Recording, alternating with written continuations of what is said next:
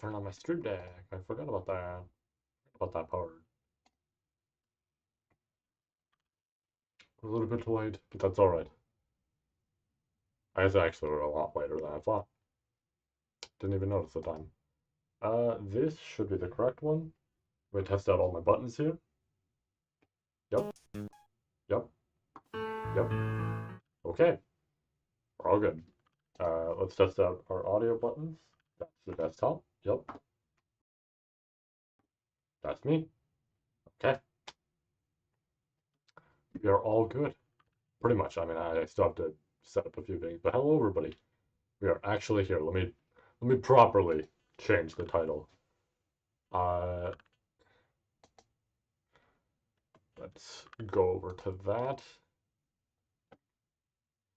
Unfortunately, I do have to use this light today because it's actually rainy outside. I picked a horrible day to do this. It's fucking rainy outside, so it's actually decently cloudy, and therefore it looks like shit. That's just how it is. But I kind of have like a sort of half, outside brightness, half light thing going on here, and it's all right. But I might have to pull out the other ones soon that are across the room that I've done for other videos. But I don't typically like using them, especially for something that's probably gonna be long like this. 9 reading section.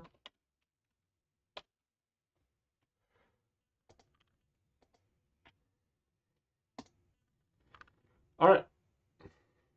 Let's actually change it to live reading session.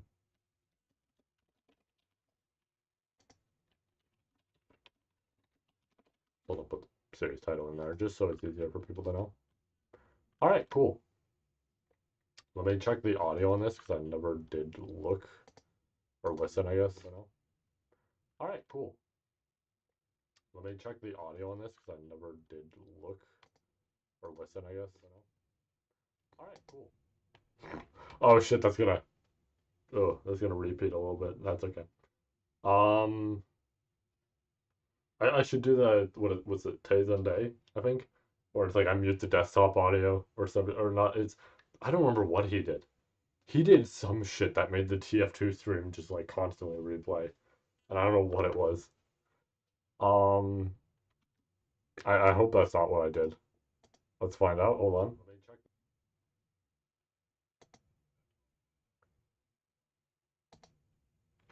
Hmm. I'll keep that muted for now while I test this. I sound a little distant. I don't know if it's because of the filter. I'm gonna try turning the noise suppression off. We're gonna see what this sounds like. So it's off, I believe. And let's see.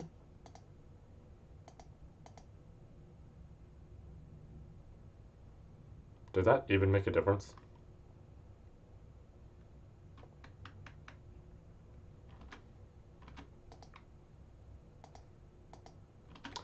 Okay, weirdly, it doesn't sound like. You know what it probably is? It's probably. It's probably how low the mic is because the mic is technically like.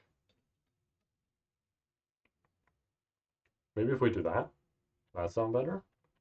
Let's find out. This could be better. It's much closer.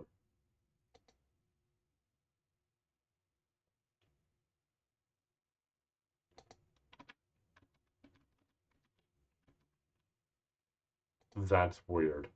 This is really weird. Okay. Let me check it one more time.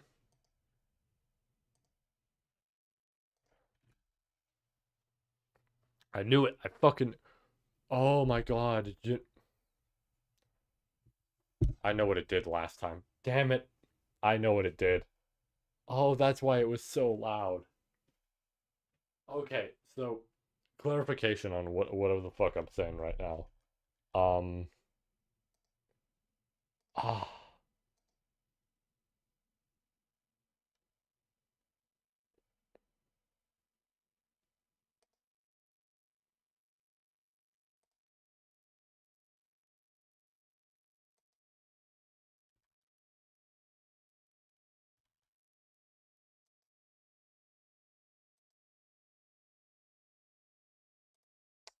do that. Okay, fuck, I just realized what it did. Alright, I was just dealing with something there. Ah, fuck, dude, I now realize what it is. Okay, what happened? Honestly, let me just, there's no reason to have that open. I'm just gonna do that. It's better. Uh, fuck, okay. So I did a recording of something funny for essentially Black Ops, right? It was me and fuck, I need to message him because now I know what happened. I did a funny little recording of me playing Black Ops. Let me see if I can share. I'll share my screen because I don't give too much of a shit. Um, I'll actually put up the clip that I had of it. So what happened was, uh, like a week ago, I was essentially playing Black Ops. I had this night mask on, and what I did with that was my friend would direct me, right, my good pal King Nut, and then I would be playing the game. Now, something that happened that I don't know that I necessarily like didn't consider. Also this mouse is like fucking up, and I did debate on if I want to switch it out. I might at some point. Irrelevant to right now. I just wanted to point that out. But something that happened in regards to that was it was really fucking loud on my end. Like it was really quiet for him, but it was quiet for him. Uh, Not me. I mean, like he was quiet because I had it turned down super low from the ReZero live stream, from the one that was like, oh, they might announce Arc 6 and all that, right? Fair enough. Um, I actually got rid of this from my YouTube feed. I don't like having this shit here. Can you stop with this, YouTube? There we go. All right, cool. Uh, but in regards to that, essentially what happened is I guess yeah. Let me put my display here or some shit. Actually, you know what? I think it's better as an audio experience, especially because I don't want to have to set that up, then get rid of it, then set something new up. So we're going through a section, and this will be a proper video, so it's not like I'm like, not showing this and then you all don't get to see it and everything. But we were going through one of the sections. We were going through the second mission in Black Ops. And it's the one where you have to like escape and everything, break out all that. The Reznov mission, right? And this is what the audio sounded like. I'm pretty sure I turned it down already. If it sounds too loud, I'll turn it down. So yeah, you can barely hear Nut. And then wait for it.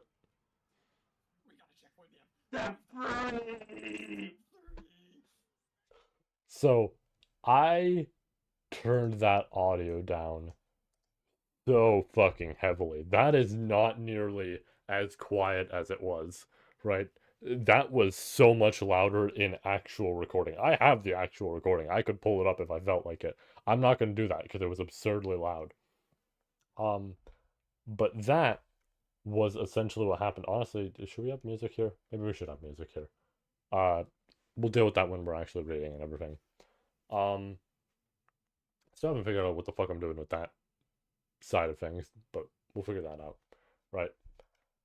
Um, so that's essentially what happened. Is I was absurdly loud and KingNut was absurdly quiet. Now he was quiet because of the desktop audio, but for some reason I was loud, and I didn't understand why. Because this hasn't had a problem in like years, right? And it sounds great here.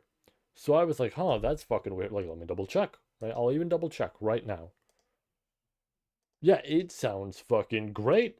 So it's just like, wait, why was I having audio problems there, right? That confused the fuck out of me. So now I'm like sitting there like, wait, that shouldn't be the case, right? Even if my mic was like absurdly loud in terms of gain and all that, I'm not normally that loud. I should actually put this on silent as well.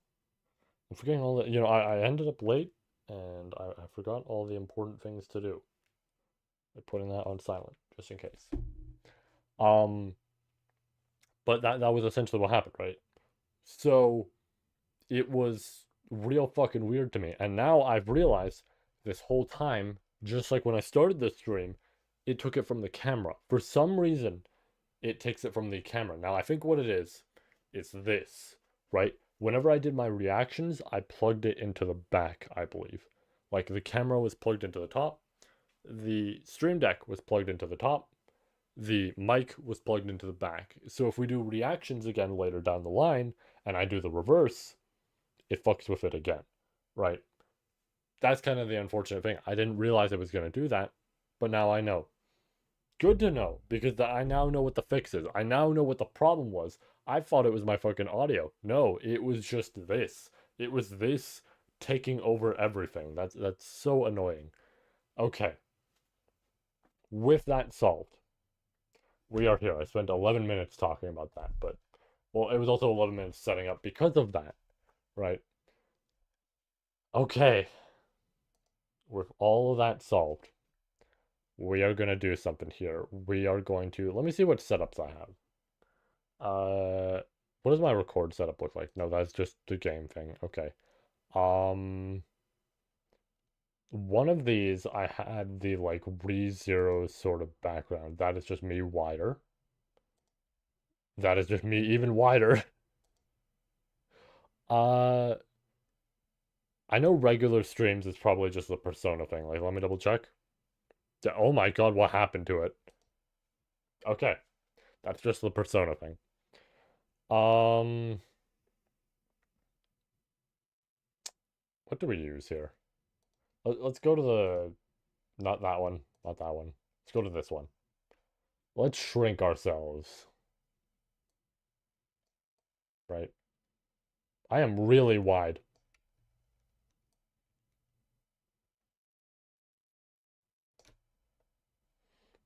Good enough, I guess, right? Um, Honestly, what we want is we want to be, I don't want to squish myself too much, but we don't need like the door in there, for example. Right.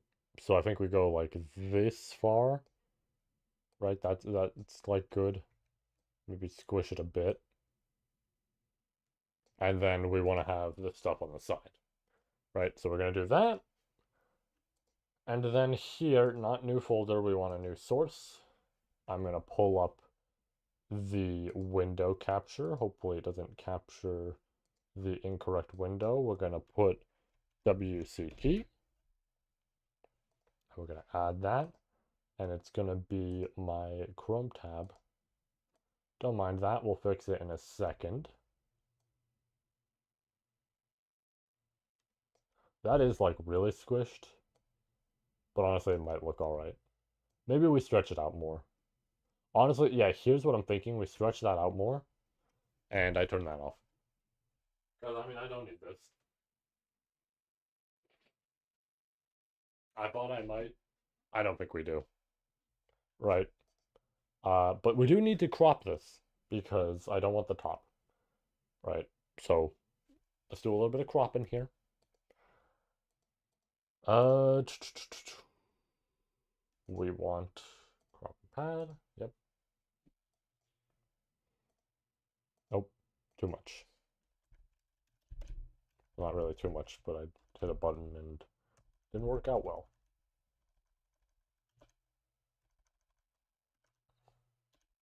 Probably just do this.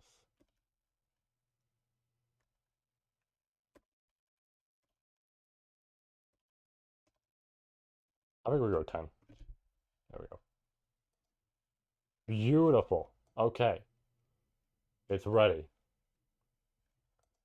Let's see it on stream.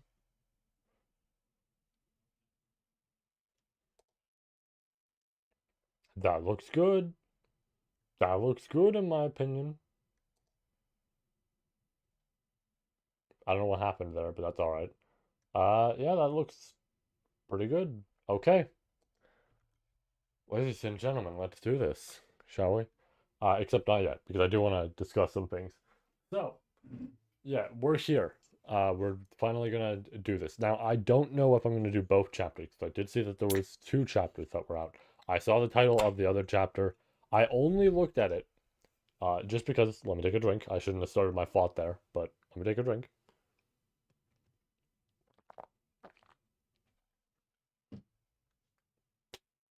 Only took a look because my brother actually saw a spoiler on his YouTube feed. One of the first things was Al versus Amelia, right?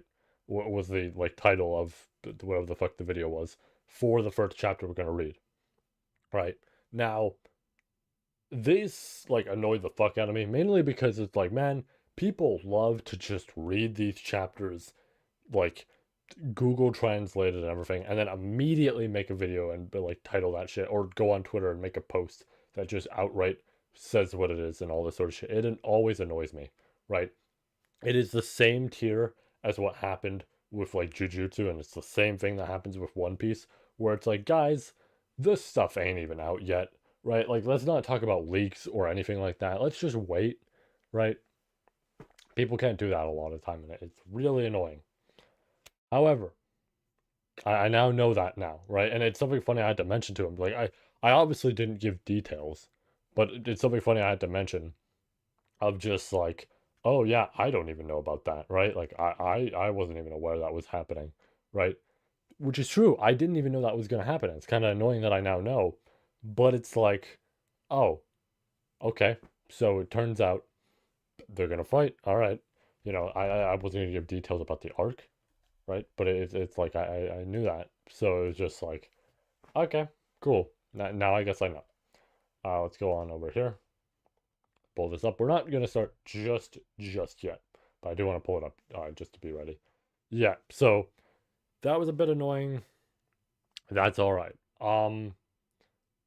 But I also want to mention on side notes and everything, we are gonna be properly back on the channel relatively soon, right? I kept things very simple for this thumbnail and all that, but I was debating on drawing something like usual, or at least sketching something and then drawing it properly when I can, right? Um, But ADT, it's going well. I am actually really excited to have Act 2 out. We're doing that shit pretty damn well. I still do need to fully finish up the cover and everything and some of the teasers, but the current teaser I'm working on is like the hardest of the ones I have left, and I barely have any left. And a lot of the other ones, like, it's not really a spoiler to say, but the other ones are like hand, ball, and then like close up shot of people, but it doesn't include head or like too much of the legs and everything. So I can keep it relatively simple, right? I think I can still get this stuff done for May and everything, and we can probably get it started like in terms of uploading by the end of May, like either the last, 2 weeks or so, something like that, right? Around that range. Technically, June would also be part of spring, but I want to be consistent with that and just do that sort of thing. And then the prelude chapter is going to go up most likely as soon as the teasers begin. I was also thinking there's the option of doing it like 2 days before so that it's consistent to the chapter upload dates. But I think a week before makes it interesting, and I can constantly upload images to Royal Road because it's the one unfortunate thing of Royal Road does not have community posts. So if I wanted to make teasers on there, I can't, right? But the alternative to doing that is I upload teasers onto the same chapter and I just update it every day. As much as that's kind of fucked up because that kind of incentivizes interactions on it, it's the best way to have people see the teasers if they're only there and go, oh, so this is who it involves. Okay, okay. Like, and trying to decipher who the main character of this next act could be. But it's gonna be very fun. I am almost done it. Like in terms of writing, we are very close to the actual end of the current phase, so I'm excited about that. Uh, because again, it means I get to upload it like as soon as I'm done drawing all this shit and everything. Well, I guess not as soon, but you know what I mean. I think this is gonna be great. I think this is gonna be a main character that a lot of people are gonna enjoy. I think the cast here is just going to be very enjoyable.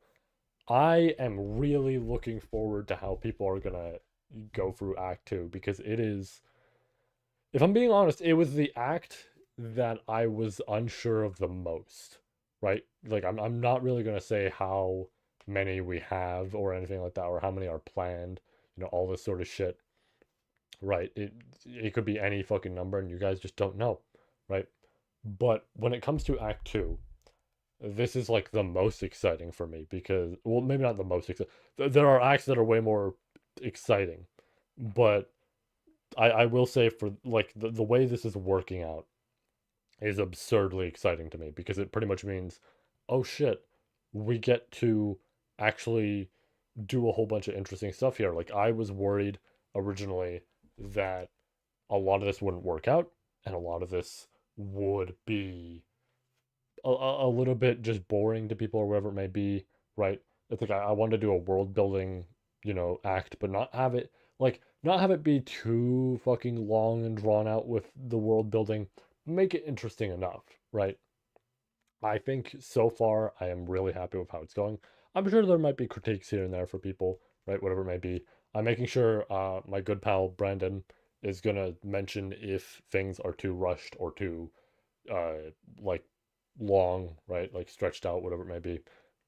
He is gonna bring it up to me while we're checking. We've been checking already. That's the fun thing is I've been preemptively checking with him just so we can have some of that ready ahead of time. Really fucking great. I am very excited. There's something else I want to mention, completely unrelated, but let me take a drink.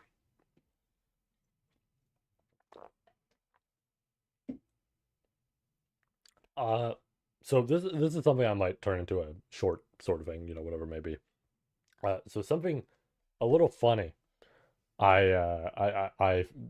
Technically speaking, learned about recently. Not even learned about, but just more so, I guess heard is the accurate way to put it, right? So I'll be honest, I dabble in some gotcha games, right? I try not to spend anything, or anything like that, but like I guess there is a few times where it's like, okay, very cheap offer. I throw a little bit at it, and it's like it's a really cool unit or something like that. So I'm like, okay, whatever. That's whatever to me, right? And I'm also very selective with what I choose for that, right? Regardless, I keep myself very simple and contained with a lot of gotcha games and everything, right? Uh, but I do dabble with them, right? Just because I'm like, I don't know, sometimes they involve series I enjoy and all that. One of them in particular, I'm sure people know that I've dabbled in before, and I still dabble in right now, is Dokkan. Dokkan Battle, Dragon Ball Z. I mean, it makes sense that I do because like you look at the shelf and I mean you can just tell, right? Um ooh, excuse me.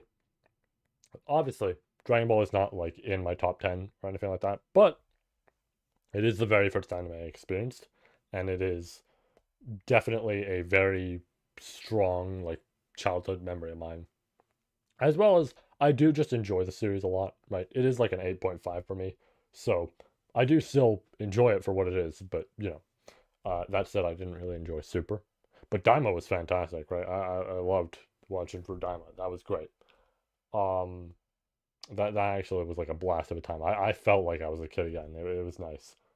Um, but in regards to all that, so Dokkan, I dabble in, and something interesting with it is that they have OSTs that they play, right? Now these OSTs, to essentially explain it to people who don't know, they happen at specific points. I'm gonna say in the battle, right? They used to be like way back when I started playing, which was like day one. They used to only be for bosses, right? So you would play an event and it would be for a specific boss and everything. They changed that over time because by like the third year of the game, they had units who could transform and do all this bullshit and everything. So then they had an OST to go with that. And then they would have OSTs for units using these skills that you could flick up. And it's like, oh, now the unit is voiced, right? Because that's how long it took. It took like 4 years because the third years could transform, but they didn't have voice lines. It took like 4 years though to like the 4th anniversary where they could actually be voiced and all this sort of shit.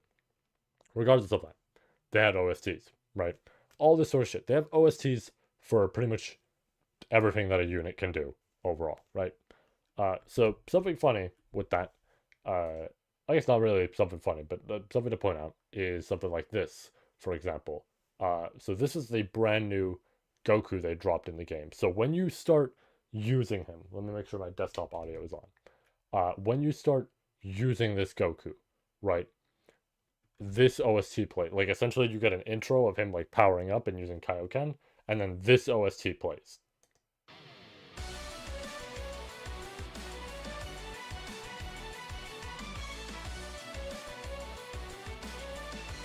Good, right? It's nice. All of these OSTs are very short, but they get you in the mood to like, oh yeah, like this is good. You know, I get to be hyped about like seeing my unit do cool shit. They're great, right? Now, I'm gonna mention something about these OSTs, right? Occasionally, they have done some very funny things, and by very funny things, I mean there's times where a unit's OST sounds like it should be from something else completely, right?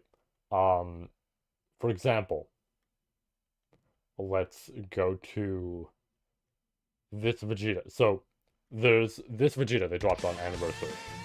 This is a fantastic OST, by the way. It is absurdly short, but it is good.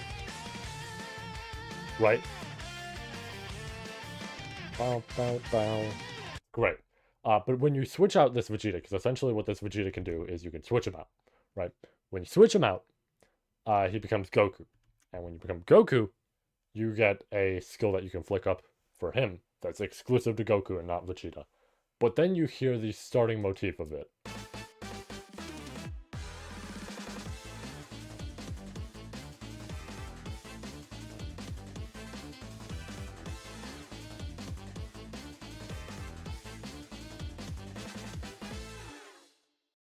It also keeps going after this with a completely different genre of music. But that opening bit to it, my inner Kirby fan heard that, and I'm like, that sounds dangerously close to Return to, or not Return to Dream, but like, I don't know why I'm even saying Return to Dream. That sounds dangerously close to Revenge of Meta Knight, right? Like the ship, right? The halberd. I guess Superstar is what I wanted to say, but Return to Dreamland was on my mind because I was listening to some of the tracks earlier, like last night. But that sounds dangerously close to it. And I was like, that's interesting, right? So, going back to Goku, right? This Goku. Right, so this is his intro OST. Now, he has a gimmick called a standby mode, and essentially is a mode where the unit has to do something. They have to gather orbs, right? And if they get enough orbs, they can use their skill. There's occasionally like Dragon Ball orbs they have to get. All sorts of shit. Maybe it's additional attacks, right? Some characters need additional attacks and all that sort of shit. Or I guess not really additionals, but just supers, right? Like they need units to do supers, and it can be additionals, it can be active skills, which is the thing you flick up, all that, right? But then there's also one other one, and that's a revive skill. And if a unit uses a revive, essentially, they come back, and either they come back with a transformation, or just come back in general, or they do an attack. Now, standbys can also have those revives. And with that revive, Goku has an OST, because this is just the intro and standby OST. Goku has a unique OST for the revive. Why am I bringing this up on a ReZero stream? Here's why. I didn't click it quickly. Here's why.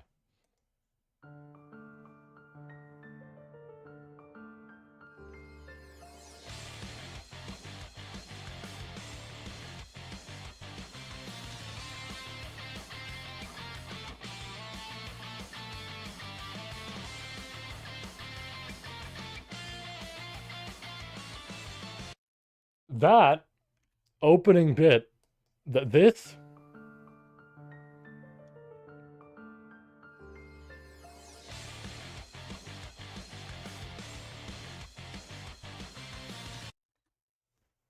That sounds dangerously familiar, doesn't it? I just wanted to bring that up because it is absurdly funny to me. And I was honestly floored hearing it. That is just straight up reweave. This Goku, by the way, sucks. He is horrible. Also should be noted, I pulled for him. But that shit, I fucking love it. It is so absurd. It is like extreme whiplash, but it's so fucking funny, and honestly, I love it. I really do.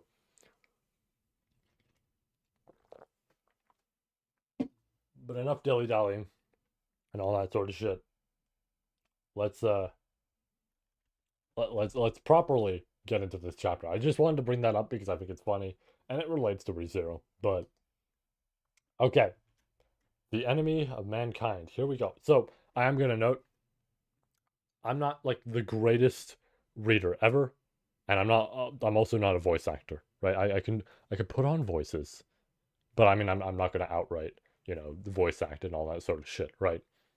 If I had to give like directions for like ADT voices or some shit, I would. But like when it comes to like we're gonna read Arc 9, guys, it's like I'm not gonna put on any voices or anything. I can't even do anything high pitch. So if people are expecting that for female characters, you're not getting it, right? Or like at least some of them, right? Because I guess Frederica I'd be fine. That's like a lower sort of voice. But regardless of that, also like I was mentioning, certain pronunciations or whatever it may be, I might butcher. I might not even know every fucking word because Tapei literally reads dictionaries, right, and just finds different words and shit like that. So I'm gonna do my best, but I can't guarantee that my best is gonna be like the absolute, just like greatest.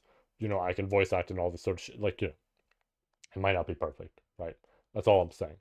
I do want to have a pop out chat. Maybe we do that on my phone. Maybe we do that on my phone. Uh, there we go. Okay. And we're gonna filter and we're gonna do all messages. Cool. All right. Phone has all that shit.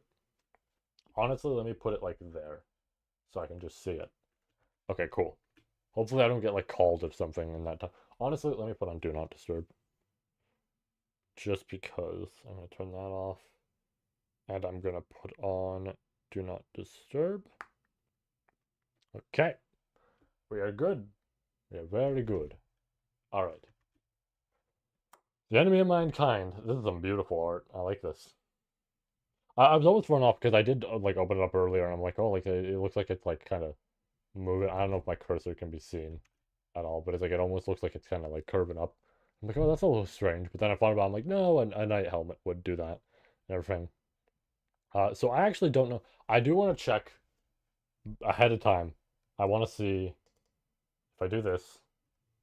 I know I'm going to spoil myself on the art by doing this.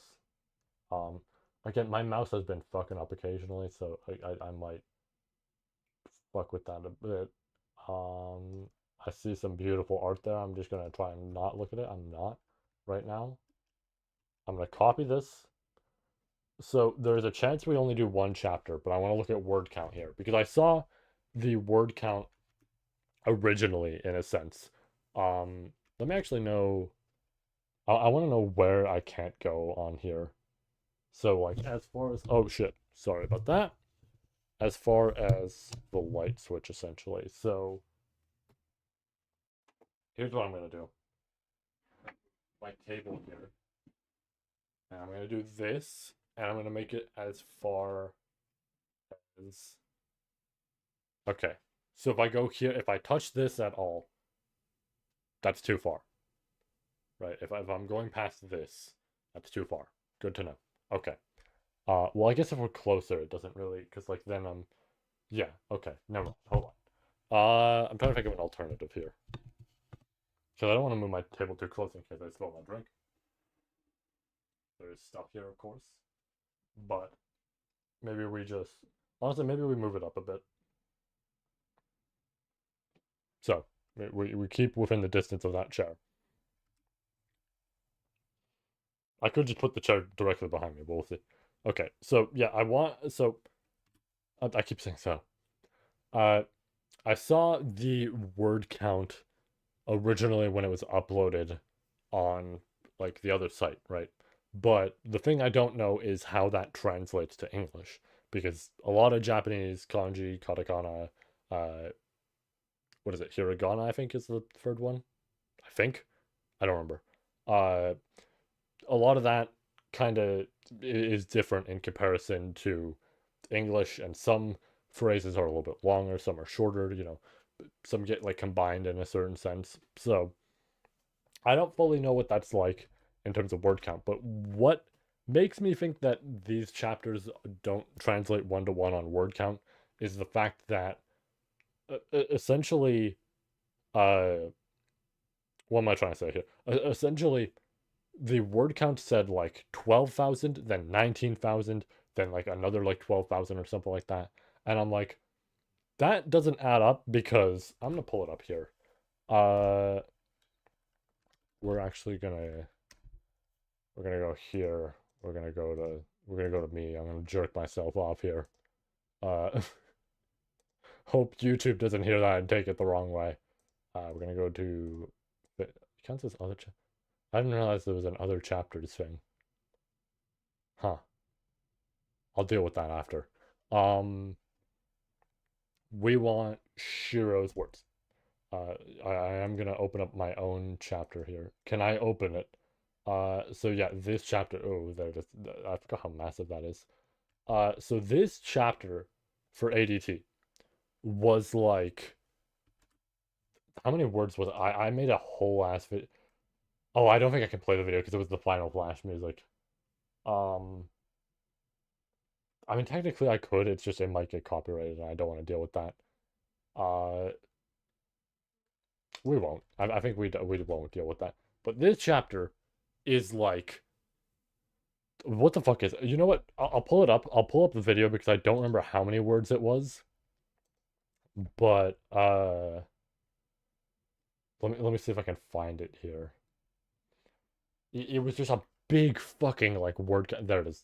Uh, let's see if I can open this on the tab. It's not picking up the audio. Yeah. Yeah, so this is essentially what I did.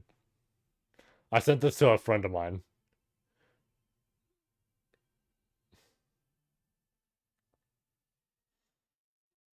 There's no audio here, but like obviously on the stream, but imagine the Final Flash music playing.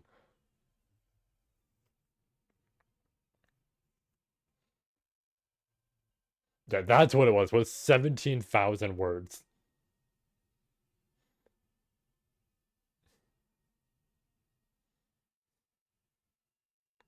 Bum bum bum. Yeah, so this was a long fucking chapter. Oh yeah, I forgot I should probably grab some music for all this. We'll do that in a bit. This was a fucking long chapter to write. Oh. Okay, YouTube, I don't know where it had me reconnecting there, and I don't know if something happened with the... I gotta turn off more on my phone. I hope that was all alright. Let me double check. Let me actually just click that.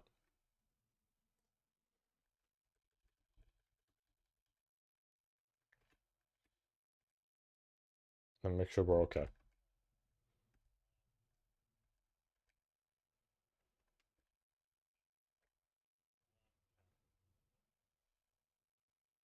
That was weird. Okay. I hope it doesn't do that again. Because that was really weird. I almost want to have this just a bit. Why does this not allow for pop out? That's so fucking weird that it does not have a pop out setting. Because that's like just dashboard. That's title. Why does this not just have a pop out? Okay. Uh, honestly, let me just have it on my phone. I'll just have it on my phone in general. It'll work out. If it gets fucked over at all, I'll notice. Right, but I was saying, So this was a long chapter to write. It took like 3 days, I'd say, right? The first good chunk of it was the first day. The second was like, honestly, I think the most minimal amount was like, it was like a section or something like that. But it was a decently like hefty sort of section. Uh, and then the rest of it was on like the third day or something like that. This was a long fucking chapter, right? I definitely could have wrote it in like 2 days, I'd say, but I was just like tired while I was going through it. But this was 17,000 words, right? So I'm like, this is already a lot. So I don't think Tepe is squeezing out like thousand, like, you know, what would it be? Like quintuple digit like chapters, some shit like that, right? I don't think he's doing that. So to me, I'm thinking that there might be more to this than I think, and therefore word count checker. You might have seen average word count in there because I did want to double check that at one point. I won't lie. So this is what I've done sometimes. This is what I did to actually check that stuff with the Teresia like chapter and everything. Put this in there, and we scroll all the way up. Okay, 9,000 words. That is still a lot, but you know what? That's not that bad. That is manageable. That's a lot to read, but that is not nearly as bad as I thought it was going to be. So, 12,000 translates to roughly 9,000, meaning the next chapter, oh fuck.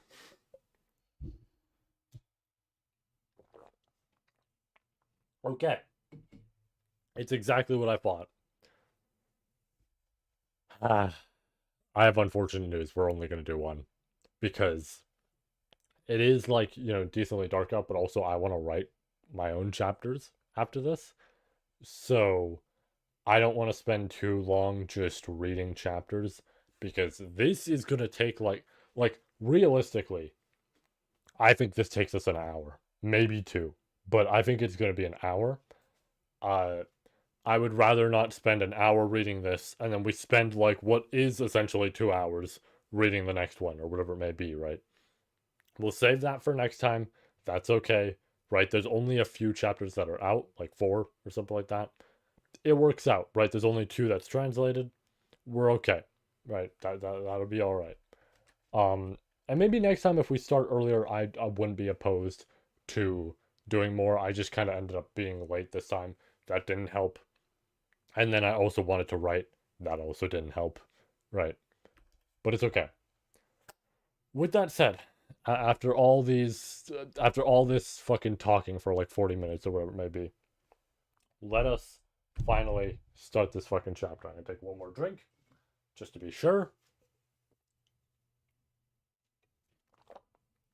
And let us commence forth, ladies and gentlemen. All right. Returned by death, an authority that, at the cost of one's life, granted them the right to return back the clock and redo a time that ought to have passed. Under the interference of the dreadful Witch of Envy, expending his life in order to remove all anguish and obstacle he faced, Natsuki Subaru had repeatedly used Return by Death many times over. By no means was that any cute little number, like 2 or 3 times. I mean, we fucking know that much. So, as far as they were aware, death had befallen Natsuki Subaru over 10 times. A lot more than that. Not even once had there been a way to die comfortably. Not even once had there been an end unaccompanied by a sense of loss. Not even once had there been any final moments in which he relinquished his life, believing that he'd had enough. Not even once had Natsuki Subaru ever desired to relinquish his life. Even so, Natsuki Subaru continued to lose his life, repeating the cycle of return by death. Outrageous, absurdity, despair, all had robbed Natsuki Subaru of his life. But neither outrageousness, nor absurdity, nor despair were things that could not be avoided if he had set his mind to it. And yet, why was it that Natsuki Subaru had nonetheless been unable to avoid death? That was because he's kind. I wonder who's saying this. Not a single person had he desired to lose. Not a single person had he wished to relinquish. Not a single person had he grown to detest to the point of wanting them gone. Not a single person had Natsuki Subaru ever once been able to believe deserved to die. Henceforth, Natsuki Subaru continued to lose his life, repeating the cycle of return by death. Every obstacle, every malicious intention, every enemy, every witch beast, every sin archbishop had stood in the way of his life. Again and again, they did kill Natsuki Subaru, granting him death and crushing his soul. But I truly know. Certainly, many enemies, unthinkable obstacles, unavoidable disasters had heartlessly taken the life of Natsuki Subaru. That was a fact, without a doubt. However, I know, more than so than anybody else, I am painfully aware. More than enemies, more than disasters, more than absurdity, more than the formless malice known as fate, there was something that had killed Natsuki Subaru more than anything else. That was none other than somebody who had continued to take advantage of Natsuki Subaru's kindness. That is some fucking, listen, that's just intro pros, but that is some fucking heat right there. I like that. That's good. That's a really good start. That was strong. I will say, interesting statement of every Sin Archbishop had stood in his way. Again and again, they did kill Natsuki Subaru. Technically speaking, it's not entirely true. Because, like, Capella didn't kill him, right? She tortured him, but didn't kill him.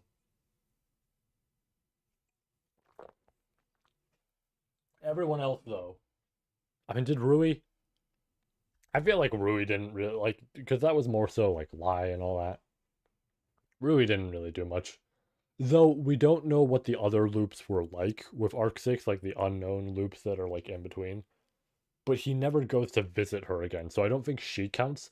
But I think Roy could potentially count, and Lie would definitely count, right? Let me see if I can open this window more, because it is getting darker. Again, if it gets a little too dark, obviously, I'll turn on the lights. Maybe I should. Maybe we should, just for the sake of... I'll turn them on. Give me 1 second before we continue. When I get these lights. And we always get one, so that it's better. I just keep them on the desk side. It's way easier. I'm so dark now. Let's put this light up. I shall plug it into the computer just for the sake of ease. Gotta keep things simple. And after we plug it in, there we go. I hope I can still be heard. Probably. Oh, my eyes. Let's tone that down a bit. Yeah, lowest setting is good. Yeah, the lowest setting is so good. It kind of lights us up in a weird way, but I kind of like it at the same time. I'm not sure. I'm not sure how I feel about this. Maybe I grab the other one? I think we just turn this up. I think we just turn this other one up. 1, 2. This should be fine. Oh, this is absolutely fine. It's a little bright. One more time. There we go. That should be good. Doesn't bother my eyes. Yeah, you know what? That's pretty good. Okay, that's good. We'll keep it like that. But that's some really good intro pros. And I like that it goes over Al and all that and mentions the whole, you know, taking advantage of his kindness and all that. I don't know if I can write notes like this, but you know what? Okay, technically speaking, will I need notes from now on if we're just live reading these, right? I feel like in a sense, this is a means to do that, you know, in terms of having notes and everything. I can just skim through it again if need be. Okay. Let me... One more drink.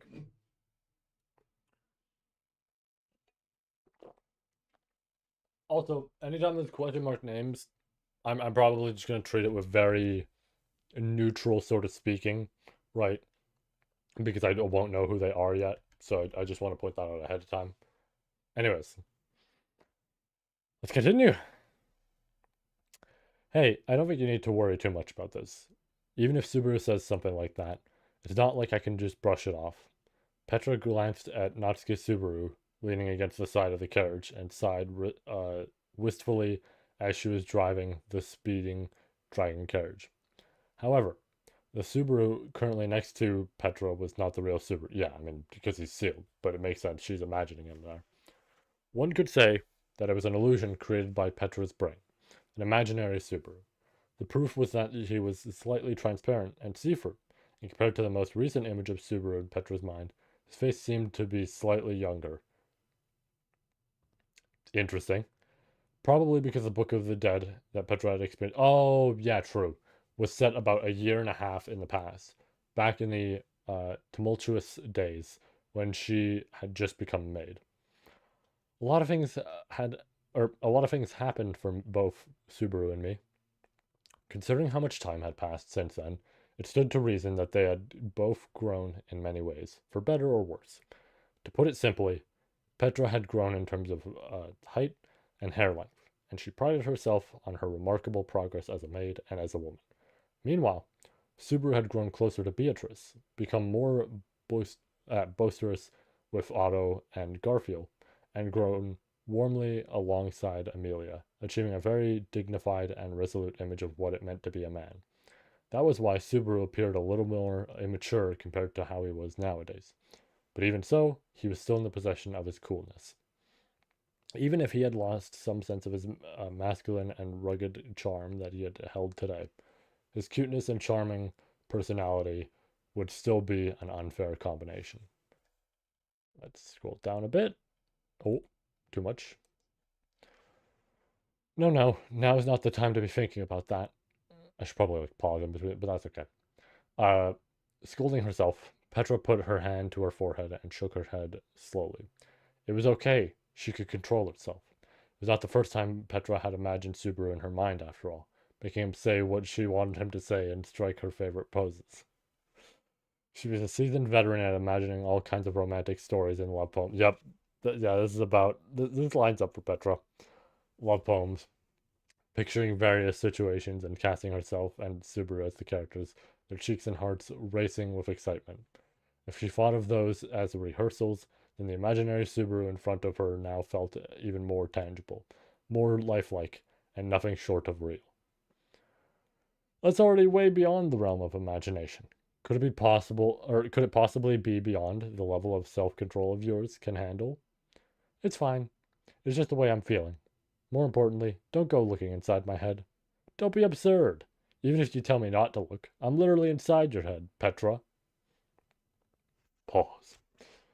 Stunned by Subaru's retort, Petra's breath caught in her throat.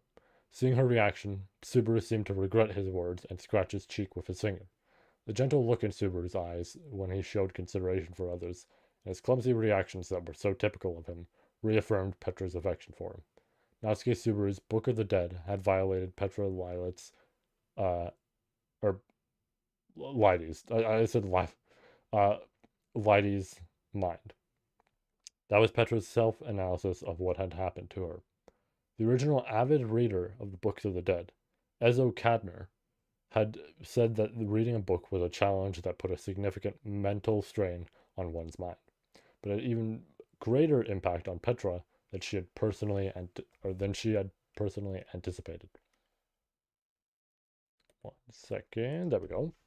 On the other hand, it was possible that the shock Petra experienced from Subaru's Book of the Dead was completely different from what Ezo had warned them about. I forgot I don't need these.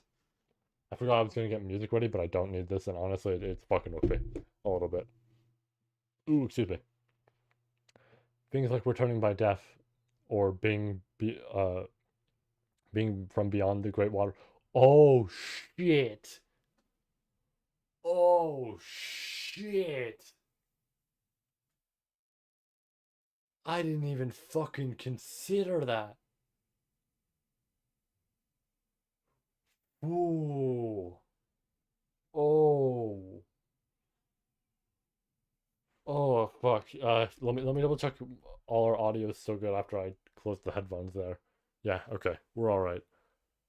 Fuck. I didn't consider that.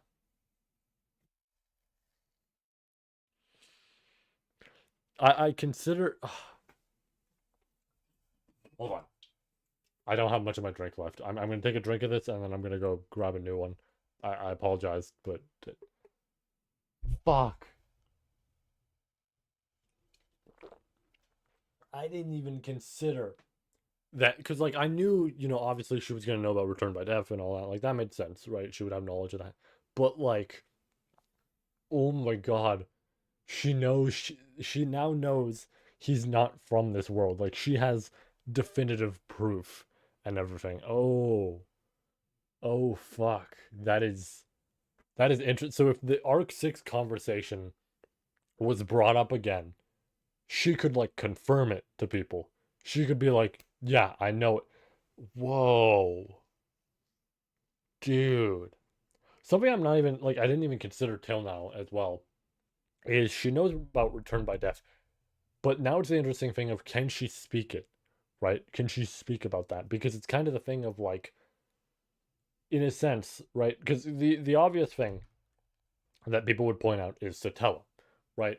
And the fact that like, well, Satella might come out and everything, right? But Satella is currently out, and that is like the issue right now that Reinhardt is dealing with. But like after the fact, right? Maybe she gets like properly sealed back or some shit or whatever it may be, right? After the fact, what happens, right? If Petra were to share this info, what happens then, right? Oof. I'm gonna be honest. That almost makes me think that Satella could potentially not be sealed back. As insane as that fucking sounds, that almost makes me think that could be the case. Especially because, like, technically, when you think about it, we only have a few arcs left, right? So she could just be out, and as long as they have a means to deal with her for the time being, the arcs could go by and we could reach the finale where she probably will be involved, right? It is something interesting to consider. Ooh, there's a lot to unpack. Okay, hold on. Let me go on BRB. I'm gonna grab a drink. We'll be right back. Fuck, there's a lot to take in.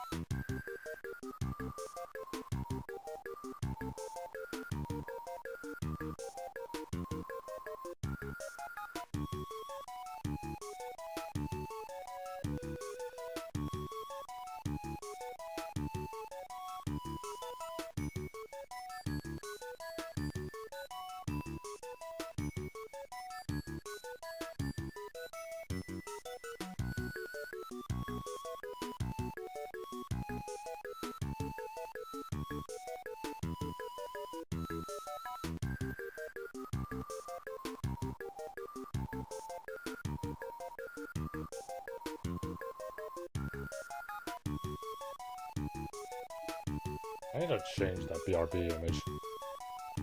Which one is it that's doing that? Because I don't like this is an old ass image. I don't like that I essentially like took this and was just like, oh yeah, this is like my BRB thing now. Let's turn it to this. That's better. That's much better. I mean, make it stretch to fit. There we go. Do you think YouTube will be mad about the Amelia in the middle? They might be mad about the Amelia in the middle. I didn't consider that. Maybe we should, maybe we, like, hold on. Hear me out? Hold on. What if I do this? No, that's not gonna work. What if we do this? right? And then we just like stretch it this way. And she just has a really long no, I think we'll just keep it like that. Hopefully YouTube doesn't have a problem with it. I have some really silly solutions we could do, but you know, for now we'll keep it like that. I think it'll work. Okay, I didn't make a tweet about this. I just realized I did not make a community post or anything. That's okay. No, that's the wrong one. That's the right one. There we go. Okay, there we go. We're back. Okay. While grabbing my drink, I was thinking on all that. Fuck, dude, that's such a I didn't consider that she would know about that. Fuck. That's really good.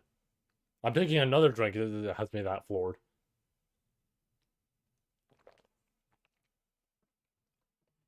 Okay. Oh, back into it we go, I guess.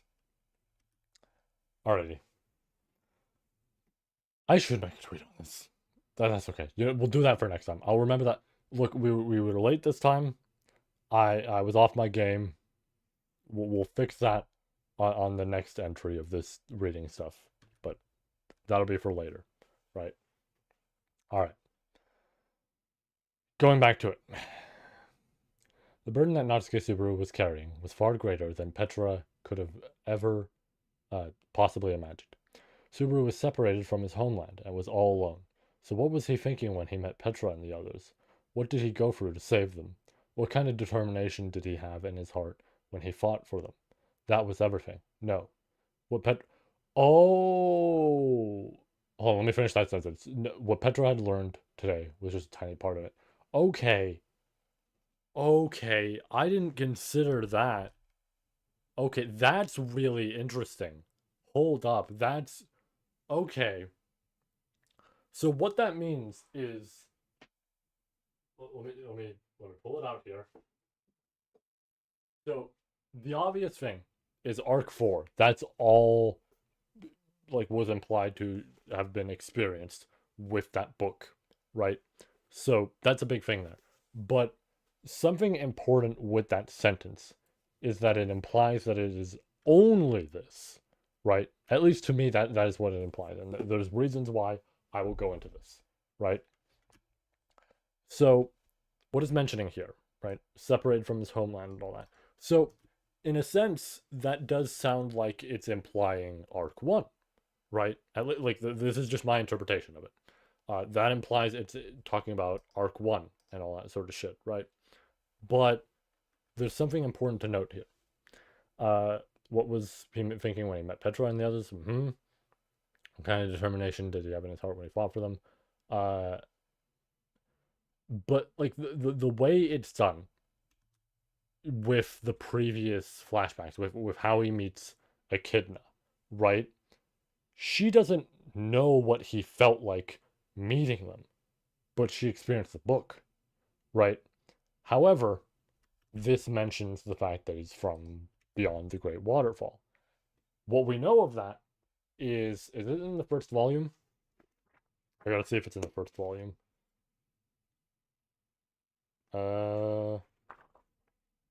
There's something specific I want to look for. Oh, I did actually see it there. I could just go to the colored illustration. We'll just go to the colored illustration. This happens in Arc 4. I didn't consider that. So yeah.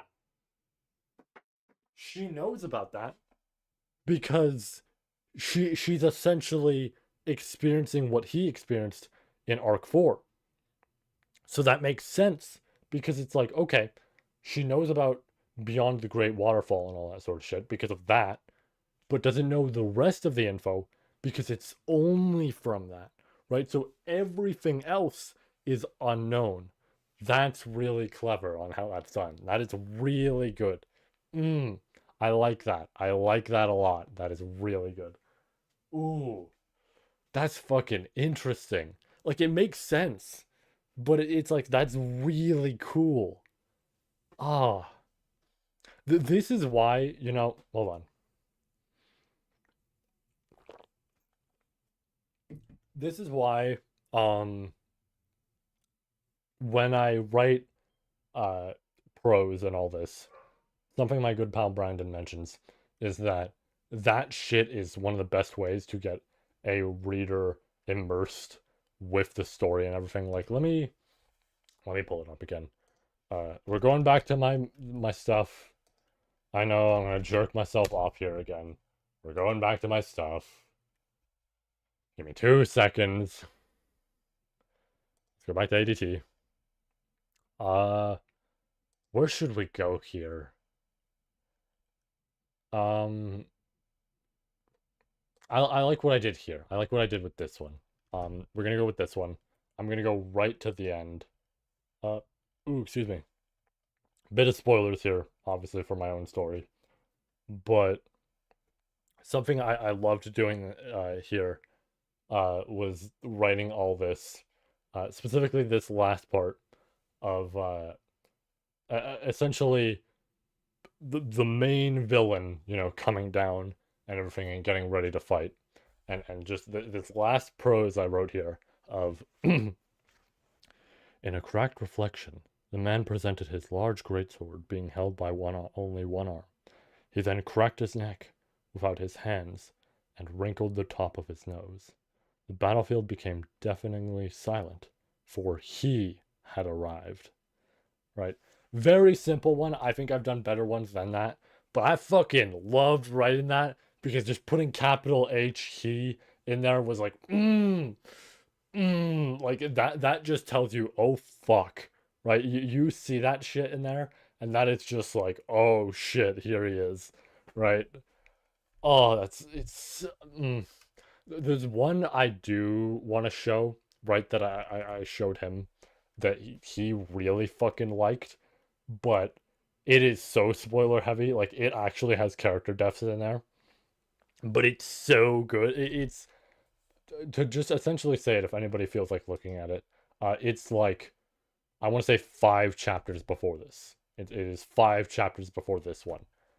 I fucking love that one a ton because it's just like, dude, writing that last part of that chapter, like chapter 70, was so fucking good for the prose and everything. I love that. Mm. But that's what I mean, right? Is when you write a strong ass prose in there, that gets the viewer so fucking engaged. It is so good. Oh, like even just this, even just explaining the scenario can make it really fucking good. Let's keep going. It was hard to believe that Subaru, burdened with a tragic fate, had never had to use his authority since the record in the Book of the Dead that Petra had read after all. There was no doubt that Subaru had experienced that feeling of his soul being torn apart since then, his heart being ripped out, and his life being trampled upon countless times, enduring and surmounting it all to reach today. You know what I didn't consider? I'm sorry for constantly talking here, but I mean I do want to like just discuss things with this. I didn't even consider Petra's experiencing Arc 4. Petra is experiencing herself dying as well, right? Like, she is seeing Elsa disembowel her. She is seeing events of Melee killing her. Like, not seeing them, but she knows about them, right? Like, those are happening in there. And it's like, oh fuck, dude. The idea that she could be experiencing all that is like, dude, imagine sitting in a carriage, right? You took the reins of the carriage and you're like just going, and the person in the back of the carriage with you like killed you at one point. Like, imagine just thinking about that, and you're like a fucking like 12-year-old girl, right? That has to be like, I know this in general would be some heavy shit, especially to just experience yourself, but like, fucking imagine just sitting there in that seat and you're just like, you're gonna you're not gonna like, I mean, we're cool now. We established that, but you're not gonna like do that again at any point, right? If that one person you're affiliated with comes back, you're not gonna like just switch sides, right? Surely not. Ah, let's oof. I'm like I'm blown away right now. Okay, Let's get back to it. The permanent blemish on one's heart that Esso feared had indeed been engraved into hers. Perhaps, probably, unquestionably, Petra fought with a sense of detachment that her heart was deeply wounded, her mental balance completely shattered, and she was in a very precarious state. She was able to exchange words with her beloved, who was dead yet not dead, and felt everything from joy to sorrow at his words, even in such a situation. This was nothing less than a complete emotional and mental breakdown. Ooh, excuse me. But it's fine. Love is blind. Love is a fever. Petra Laity had been consumed by her feelings of love and had lived like this to this day. As long as I'm fully aware that I'm abnormal, I can control myself. But that's not a convenient line of thinking. No matter how much I claim to have sound judgment, it's the same as knowing not to drive a car after drinking alcohol. What the fuck is... I mean, I know that's probably from Subaru, but like...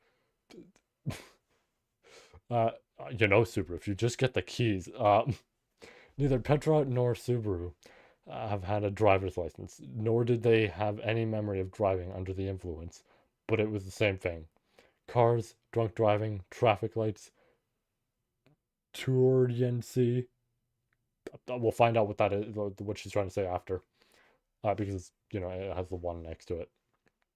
Suddenly, she was drawn to the words that popped into her mind out of nowhere, and knowledge spilled out one after another, like out-of-season clothes overflowing from a stuffed to the brim closet. That's that's also interesting. The idea that she has all this knowledge now, right?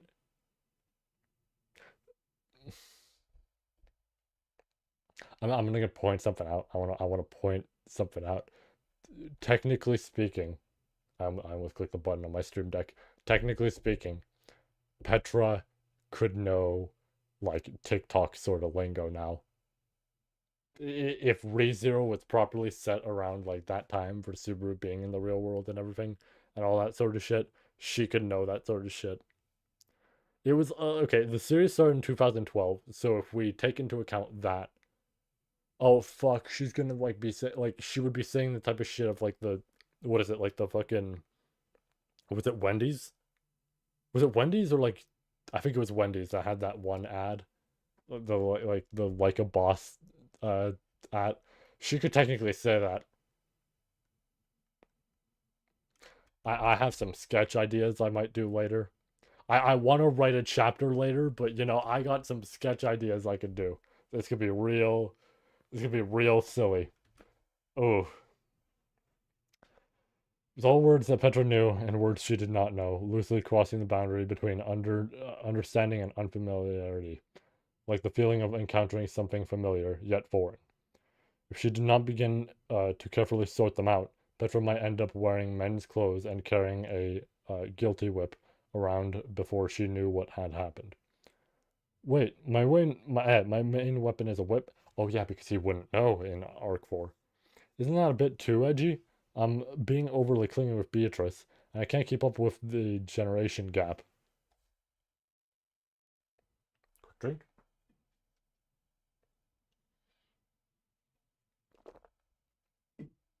Ah, alright. By the way, everyone had gotten to punish the master. Garfield, or I guess she's just explaining all this stuff. Garfsands reflected on his that I know what it's trying to mention. I think it's the eye patch sort of thing. You know what I mean? Autosan hasn't been sleeping, and Amelia Nesama's been doing a wonderful job. I see. Roswaal was the mastermind behind everything, huh? Hold on. Why was that guy forgiven? It's something you should discuss with Subaru and Amelia Nesama.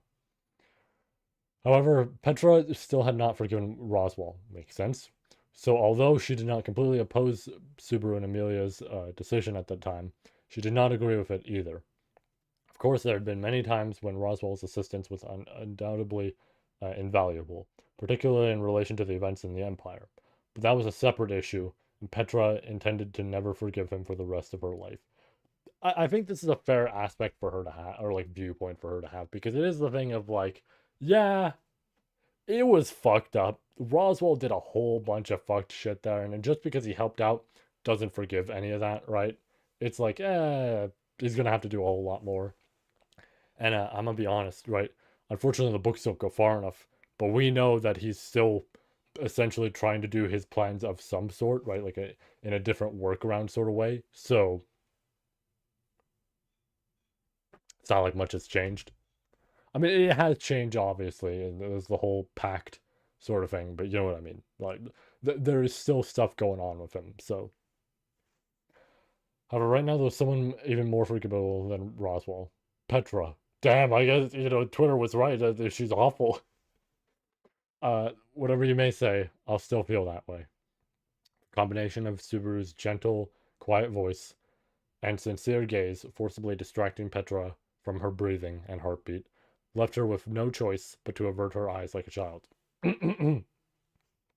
As if ignoring the shameless pleas and cries of her heart, beating deep within her chest, Petra focused all her attention straight ahead on the endless sea of sand that stretched out before her. At this moment, Petra and her group's dragon carriage had departed from the Pleiades watchtower and were speeding straight through the Agria sand dunes. Beyond the sea of sand, there was a person that they absolutely had to catch up with. Their opponent would presumably utilize the wings of the divine dragon to fly over the sand sea with mobility, surpassing that of a ground dragon, even one equipped with the divine protection of wind evasion, making it extremely challenging to catch up. Besides, there was another reason why Petra and the others needed to hurry. Yeah, the Witch of Envy. Makes sense. Petra, deep in thought, and Subaru, who shared her consciousness, spoke of the reason for their desperate haste. Oh, yeah. Technically, the Subaru inside her mind would have experienced that sort of moment with the witch, right? Like with Satella and all that. That's interesting. That's interesting.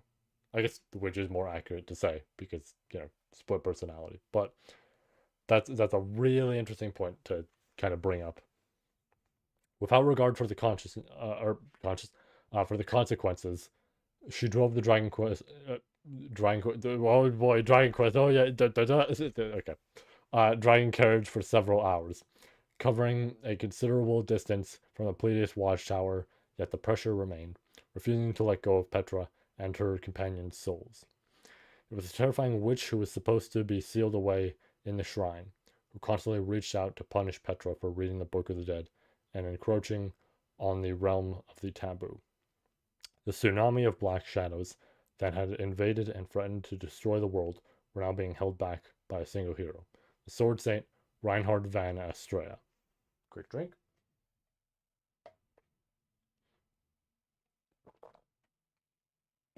All right.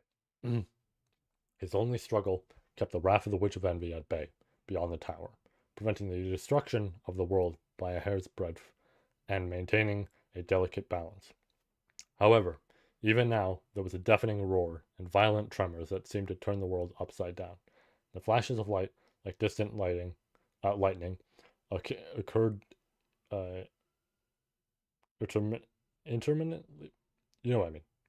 At the same time, day and night, as if trumpets of the apocalypse were blowing ceaselessly. I did mention that occasionally I might fuck up with the words and everything. That was going to happen. How long could this balance last? Neither Petra nor anyone else knew. If there was one thing they knew, it was this: if Reinhard were to be defeated, every and anything would be over. Yeah, if Reinhard San gets taken out, the witch will come after me. There's no way to predict how much damage will be done between now and then. They don't seem like the type to be polite and give way to the others. Subaru's joke made Petra imagine a kind witch of envy who'd give up her seat to an elderly person on a crowded train, but she could not bring herself to laugh now. I mean, technically. Oh, you know what else this Subaru wouldn't know? He wouldn't know that she's split. You know? He wouldn't know that either. I didn't even think about that. He wouldn't know. Neither of them would know that, technically speaking, that's true. Right? I mean, okay, I don't know if it's entirely true because the immediate image I'm thinking of is Saturn eating his son, right? And just putting the caption of Satella over it. you know, maybe not entirely like perfect as a person, but like technically speaking, Satella would be decently kind, but they don't know that, right? They just know Witch of Envy. That's all they know.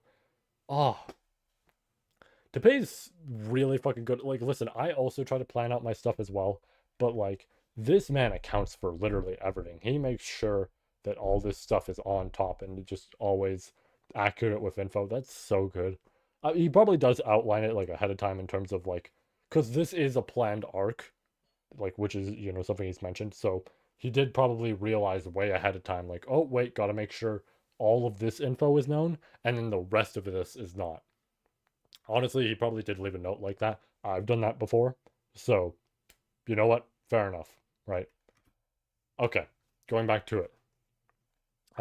We were done then. When considering ways to minimize potential damage, Petra should have remained at the Pleiadius watchtower and accepted being silenced by the witch, regardless of the outcome of Reinhardt's battle. However, if Petra dared to think such a thing even for a moment, excuse me, it's definitely a no-go. I won't let that happen even if it kills me. When Subaru said that directly to Petra, felt like there was absolutely no room to argue. She'd always been aware that Subaru had deeply cared for her. Of course, there's Amelia and Beatrice, not to mention Rem. She was not so conceited as to think that she was treated differently from them, but she was still certain that she occupied a special shelf in Natsuki Subaru's heart, where he kept the precious things that were most important to him. However, until today, she did not realize the true weight behind the words, even if it kills me, spoken by a seemingly joking Subaru. Natsuki Subaru was truly someone who'd protect what is important to him, even if it kills him. Except, well, I'm not going to say except, but we do know that because of that meeting with Satella and all that, he is, I'm going to say, more lenient with that, right? He tries to save as many people as possible, obviously, but he doesn't just immediately throw his life away like it's absolutely nothing. Some people can bring up Arc 7. Reminder, regression of his brain in Arc 7 and all that. That adds up, right? But as for the other stuff, it's like, well, okay, that a little more difficult to say, right? Um, where were we? Yeah. Yeah, I know. I don't want to die either. Alsan has or has some way to stop the witch, right? Yeah, he's not stupid. He knows what kind of damage that would cause to the world. He's definitely prepared something to stop it before it gets to that point. Yeah, for sure. Definitely. Clenching his fist, Subaru declared forcefully. Petra nodded in agreement, catching up to Al, who had left the tower, and forcing him to reveal his plan to suppress the witch. Organizing the necessary steps were so daunting that they made her head spin, but Subaru's words were ever so reassuring. Fortunately, however, the same thing could apply to Petra as well as Subaru. Subaru, who now shared Petra's consciousness, was fully aware of Petra's thoughts and anxieties. The same went for Petra, who shared the same consciousness as Subaru. Falsan wants to end the world. The absolute truth that Petra and Subaru confirmed earlier would no longer be the case. Worst case scenario, Al had no actual way to stop the Witch of Envy. It was prepared to let the world be destroyed, taking his lifeless heart and mind with him. Let's do this. Yep. Al, who lost Priscilla Burial, which I guess this fake Subaru technically, would know, now know about. Lost Priscilla Burial, his cherished master, or rather, someone he held much deeper love than just being someone of reverence, had every right to hate the world. However, it was also true that they could not entirely give up on the glimmer of hope. Me, Meili-chan, Garth-san, and everyone else are all still alive. Al, who even had the support of the divine dragon Volcanica, had the power to decide the fate of Petra and the others in the tower. However, he had chosen to exercise his right not to take their lives. Would it be too much to believe that this is not a sign that there was still something left in Al? Maybe I'm overthinking it, almost like I'm not really myself. Yikes. Drink?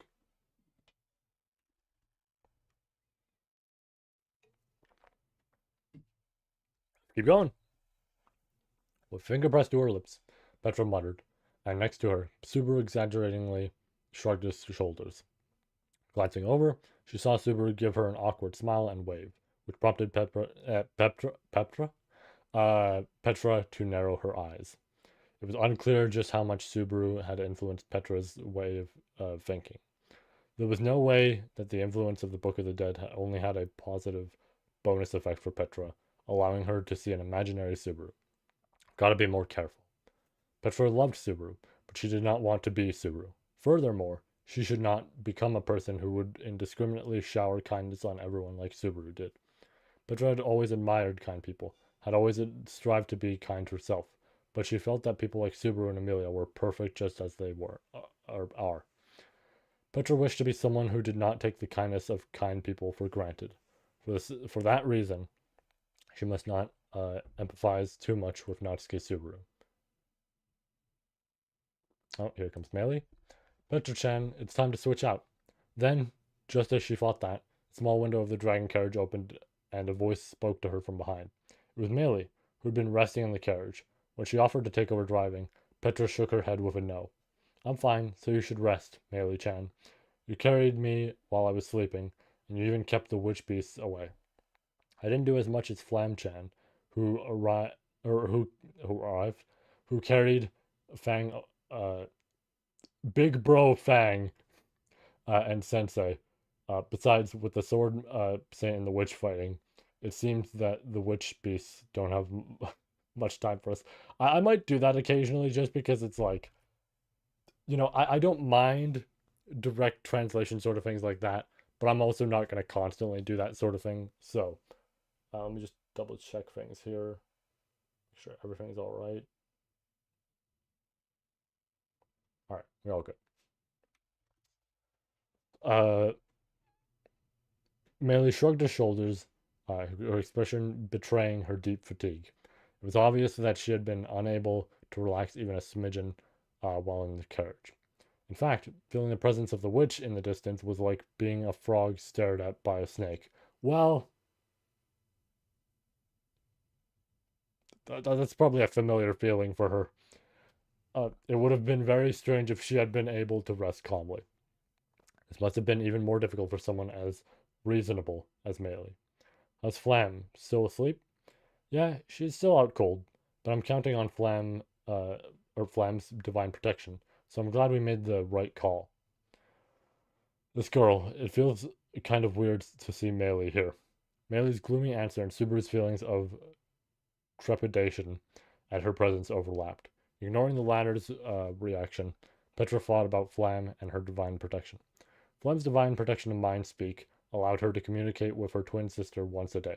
Although it was only a one-way communication, the ability to send and receive messages regardless of distance was so important that, under the current circumstances, it was undoubtedly invaluable. The condition of once a day for the divine protection seemed to be closely related to the amount of time she slept and the more urgent the situation at hand. The more urgent the situation at hand, the more time she needed to sleep. Double check. Okay. Drink.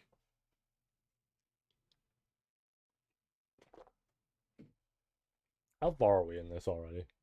I'm looking at the general area for where the wheel is at on my side. We could be close to done by this point. Kind of curious. I don't know how much of this chapter relates to the owl stuff, like Owl himself. I mean, but we'll find out. I've done this myself before, where I've had a big chunk of just extra stuff. Not extra stuff, but you know what I mean, like one area, and then the rest of it is a little bit smaller. So the condition of once a day for the divine protection. Oh wait, no, I scrolled up a little too far. However, the means Flam had employed to achieve this sleep were beyond Petra's comprehension. I never thought she would suddenly strangle her own neck and pass out. The fuck? Okay.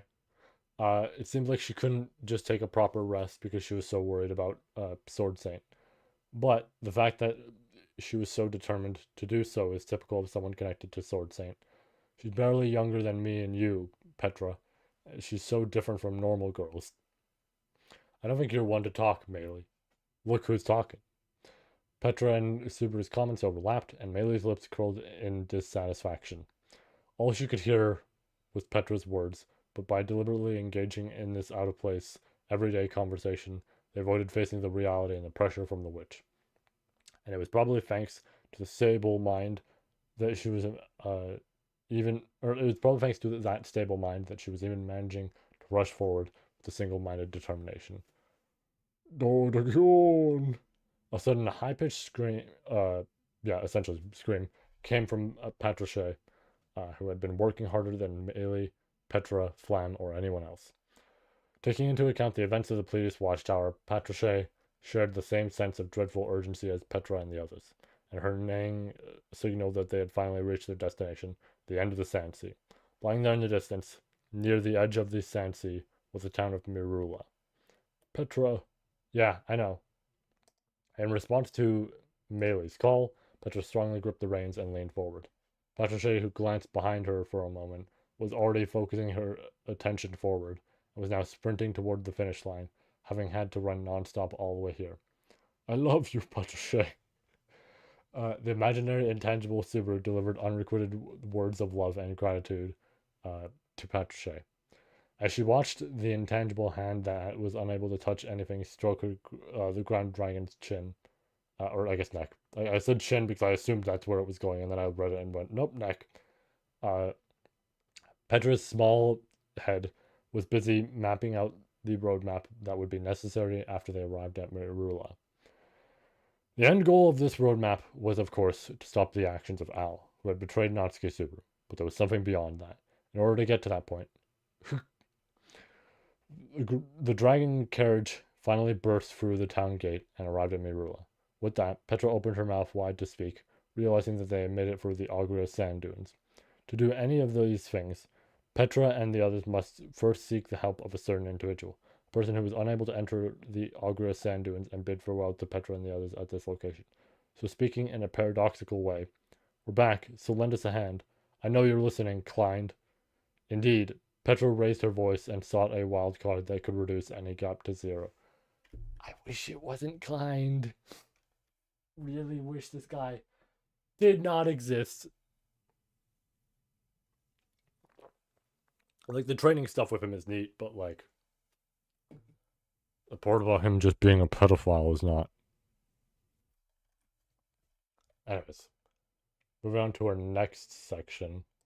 I want to let's do a word count check here. I might have underestimated it. I might have severely underestimated this, bros. I might have really underestimated. Wait, no, this copied way too much. Why'd it copy all that? Okay, hold on. Let's do it this way.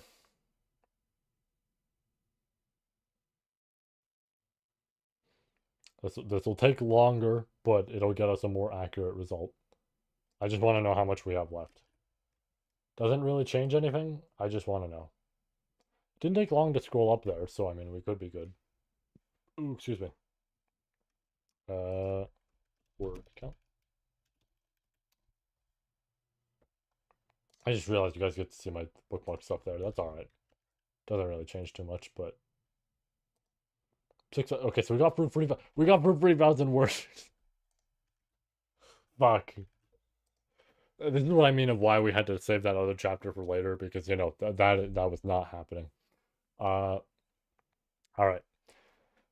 Continue on to the next section. Felt twisted her face into an exaggerated scowl at the small shadow darting past the corner of her vision. Its form, colors, and sheen all provoked a visceral disgust within her. And though she had been sleeping in these slums with them for as long as she could remember, she could not feel any sense of camaraderie or affection toward them. Felt, who had even slept while hugging a giant rat to survive the cold, was still reluctant to befriend even a single Zoda bug. Truly, they were an abominable entity, worthy of being called an enemy of mankind. Seriously, I can't stand those Zoda being everywhere. With their extraordinary vitality, Zoda bugs could establish habitable environments anywhere. They were often spotted in unsanitary places. That was by no means an absolute prerequisite. In fact, it was at the time that Felt caught a glimpse of the Zotobug from her peripheral inside a building that was properly maintained and well kept. A manor in the noble district of the royal capital of Lugunica. I kind of want to sit here. Let's see if we can sit. Hold on. I'm standing a whole lot. I'm gonna try sitting.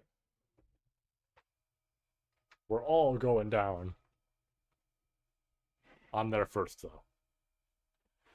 We should be alright to sit. Yeah, it doesn't really make too much of a difference. That's alright. Right? It still works out. I look a lot shorter now. The shadow's also on my face.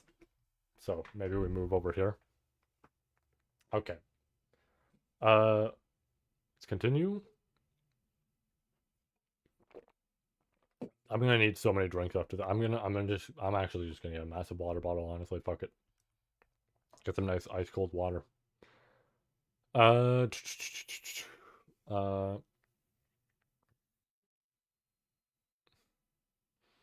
think we mentioned the peripheral one.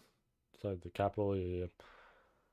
The place that was opulent. The place was opulent and lavish, filled with paintings and ornaments of value Felt could not comprehend. Now, bereft of its lord, the mansion still retained its luxurious splendor. Hey, that Freddy of yours that can go whoosh really far, yeah? So couldn't you just get rid of some of the Zoda with it real quick? Huh. Well, here's the thing, Felt. Or I guess Lady Felt. Lady Felt. The steel thread technique I use is an extremely rare technique that has had no master for centuries, you know. In addition to skill, Ye Chen's, I'm just gonna say the Chen's. I was gonna avoid it, and now I'm back and forth on it. Certain ones I might change just because it might be tricky to say. Ye Chen's brilliant shinobi maid style can only be displayed when I have special rings for the steel threads made by the master of curse tools, Groovy Gumlet. Interesting to hear the name brought up. Yet you're calling for someone like me over a Zoda bug of all things. That was way too long. I barely even got half of that to stick. Why don't you just get to the point? I don't want to stain my beloved friends on something so filthy. So, I'll pass. Scroll down. There we go. Having said that, Ye turned her face away while tucking her ringed hands behind her back, to which Felt unenthusiastically responded with, yeah, whatever. I scanned right, then left, looking for the shadow she had seen earlier, but it appeared she had lost sight of it. That left her with an unpleasant feeling. Just because I can't see them doesn't mean they're gone from this world, you know. They're not only still here, they sometimes fly right into people's faces. I understand. If it comes to that, I'll be prepared to die. I want to say that you're not gonna die, but brace yourself just in case. Emotionally, she felt that resignation or despair were a more appropriate alternative than steeling herself with resolve. As it was, the shadow of that Zotobug she had seen prompted her and Ye to have an unexpected mutual understanding, and Felt, with a fresh perspective, took in the interior decor of the mansion in the royal capital, the burial estate. Makes sense that they're there. A portion of Lagunica's nobles residing outside the royal capital had secondary estates in the noble district, reserved for their periodic stays. The Estrada estate, where Felt was first forcibly taken and confined by Reinhard, was no exception, and this mansion, whose construction was personally commissioned by Priscilla Burial, had been built for an identical purpose. Drink.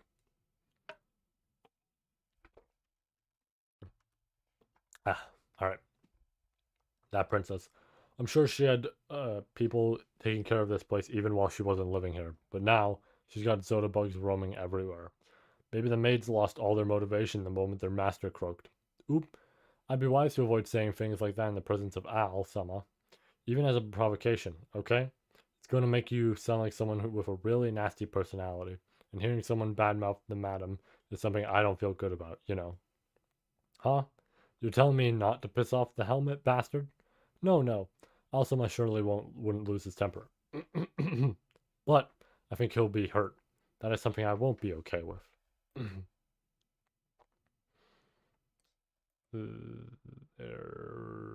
Wait, there we go. Lowering her voice just a little, Ye cocked her head slightly at the end of their exchange. Instantly, Felt registered a faint tension on her neck, and she perceived the presence of 9 visible threads with her very soul. Steel threads that she had hesitated to use on Zotoboys was once again coiled around Felt's neck. If you hurt me, the helmet bastard's going to be angry, right? Maybe, but even so, it isn't a problem for you to say, yeah, it isn't a problem for you to say whatever you want, Feltsama, especially for me as a helpful all-purpose maid meant to eliminate any obstacle for my master. Or isn't it? Sorry, isn't it a problem? There's something off about you calling him your master. The relationship between you and that helmet bastard isn't really that of a master and servant. That said, I guess talking so high and mighty from a safe distance is lame. Make sure, I just want to be sure my audio is working there because I wasn't sure. As she replied, Felt held both of her hands to indicate to Ye that she had no intention of resisting. After watching her for a moment, Ye shrugged and retracted the thread. Still, she had made her intention, she made clear her intention to mercilessly send out her threads and make a statement by cutting off Felt's finger, or even a limb if necessary, should Felt make any suspicious movement. Having observed Ye's speed and precision, there was a merit to having made the provocation. I already knew it, but you're not someone I can handle. Currently, Felt and Ye were the only two that were staying back in the burial manor. If Felt could slip past Ye's watchful eyes, or defeat Ye alone, she could escape her current status of being a captive princess that was meant to keep the Felt camp in check. That strong will to win is just what I'd expect of a candidate in the royal selection. Makes this humble servant's heart flutter at such a noble mindset. But please don't get any reckless ideas, okay? There's some people like Fugs or Hankel-sama who I can tie up and slice apart without remorse. But I don't like doing that to lovely girls. I see. In that case, remember this too. I just like words like cute, sweet, or that really suits you. Remember how many times you've called me those. Dude. She's doing the receipt thing. She's doing the Jotaro receipt thing where she's just keeping track of all this and going, yeah, huh? I'm remembering every single one of these words, and you're gonna pay back in full. Ooh.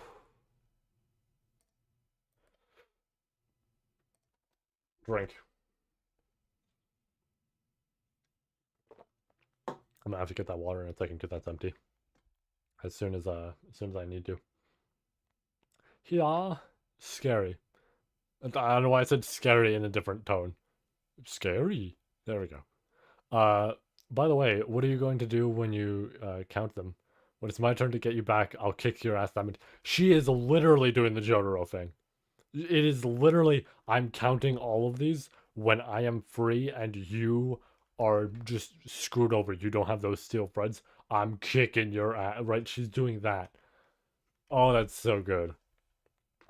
Incidentally, Felt had already decided that she would kick Ye's ass 3 times. The Helmet Bastard, Aldebaran, and the Divine Dragon, as well as Hankel, each had their own amount of revenge she kept score of. Oof. Felt always precisely settled each and every one of her debts and loans. Whether they were of gratitude or resentment mattered not to her. It's not every day you get to kick a dragon's ass, much less the Divine Dragon's. Ooh, excuse me. Think about it like that. Being held hostage is pretty funny, huh? So tough. You're so mentally strong that even Ye-chan here is intimidated. Even if that wasn't the case, I'm afraid of you seducing him, so I don't want you or Vol-sama getting near each other, Felt-sama. Even so, having Reinhardt's dad watch over the Divine Dragon is in pretty poor taste, if you ask me. Hanko-sama's desire for the dragon's blood, I don't want to say ground dragon, for the dragon's blood, I suppose an arm or two or 3 might erupt from his throat. I hope he doesn't get carried away and actually attack Vol-sama. Ye smiled mischievously, with a finger to her lip. But the contents of her speech held absolutely no cuteness. In fact, from Ye's point of view, even if this imaginary scenario were to come true, that is, if Heinkel were to recklessly get himself killed by the divine dragon, she would most likely remain unfazed. It was a rather ill-natured arrangement of things, including her attitude toward Heinkel, who was supposed to be her comrade.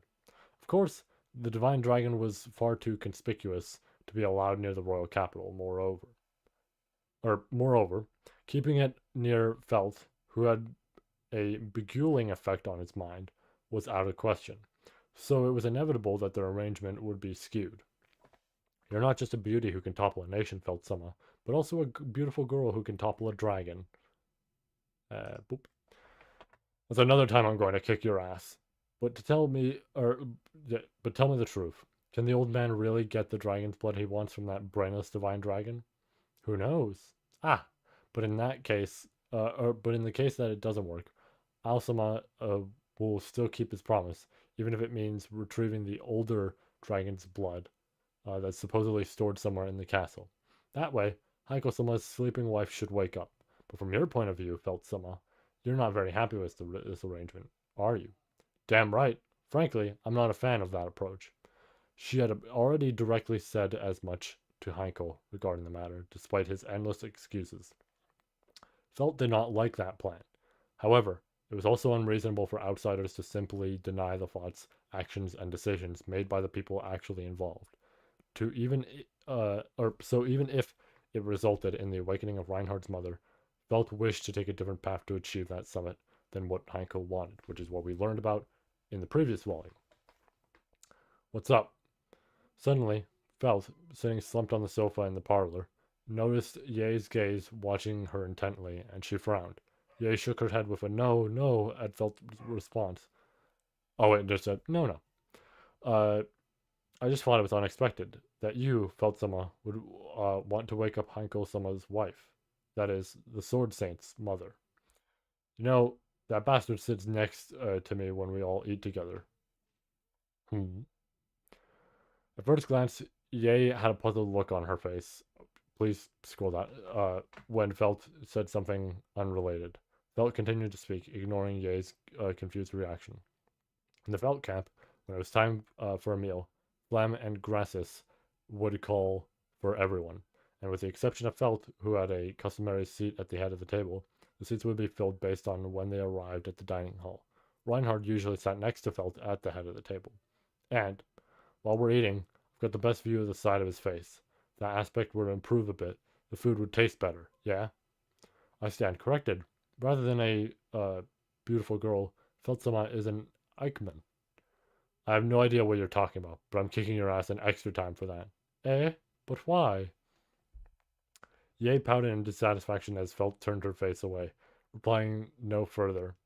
She had become used to being held hostage, which was nothing sort of disgraceful, but the trick to maintaining mental composure in such a situation was not to reveal too much verbally.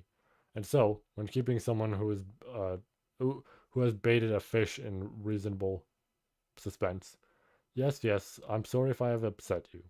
For now, please take this.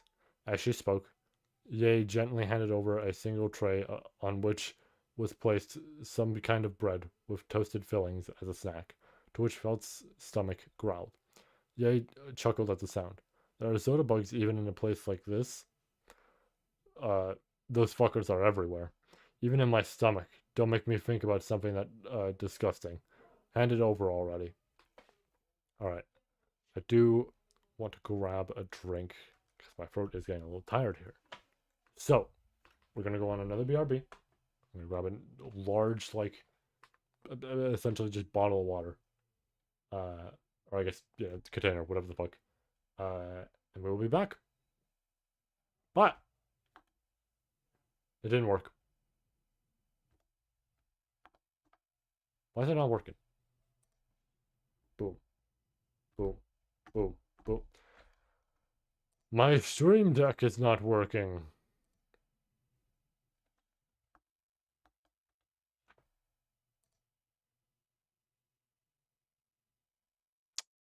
Why is it not working? That's strange.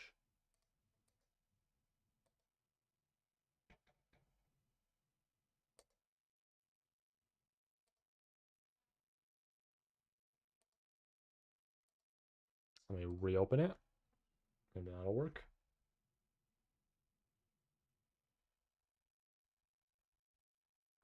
It's reopening, I think.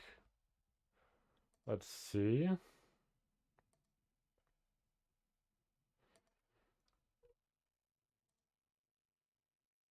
There we go. Oh. Okay, see, now it's treating it like nothing is on. Which is really odd. Because all of it is on. Why is it doing that? Oh, it no longer knows where all my sources are. The fuck?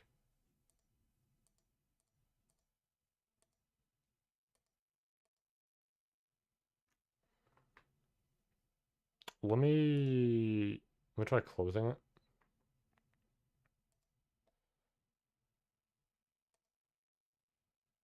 I'm closing it proper, and then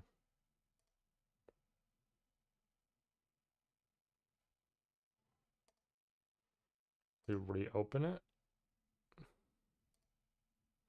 Alright, it's just bugged. I don't know why. I could try unplugging it, plugging it back in. Maybe that'll help it. Nope. Weird. Okay. I guess I'll just do it manually. Alright, be right back.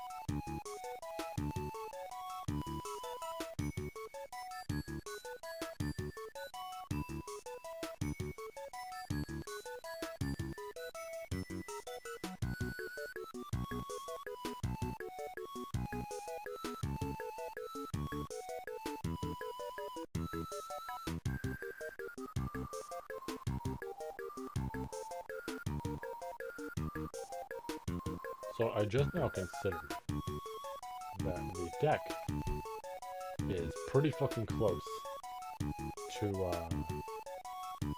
not pretty close, honestly. It is somewhat close to where a magnet on the side of my desk is. It is a very strong magnet, but it's usually like, oh yeah, you just keep things like a decent bit away, and it'll be fine. And it is a decent bit away. And it is like, because like I've had stuff this close before, and it's all been all right. On top of the fact that like it's above it, so I feel like that adds some distance to it.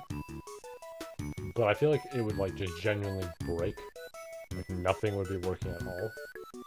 It's a little strange if that's fucking with it. I don't know. I don't know what's happened.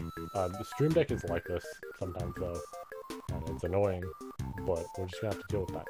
Anyways, switching ourselves back, I think it was this one. There we go. Alright. Water has been obtained. Let's see if I drink this entire thing before we even finish this chapter. Which, we don't seem to have too much left, but we'll see. Alright. Making sure to get a head start on this water. Okay. Let me close the Stream Deck thing. I mean, I might fix it later, but I'll keep it open. Just because. Alright. We're at the top here. Keep going. She threw a glare at the bantering Yae and snatched the silver tray from her hands. She bit into the hasamiyaki as it exuded a faintly warm aroma, its pleasant flavor being neither too strong nor too weak. The taste was to Felt's liking, so she met with Yae's eyes with a smile and thumbs up. How'd you like it? The hasamiyaki. I don't know why I said that in a weird, different way. Surprisingly, it's Yae-chan's one and only specialty dish. I like the idea that she can only make this.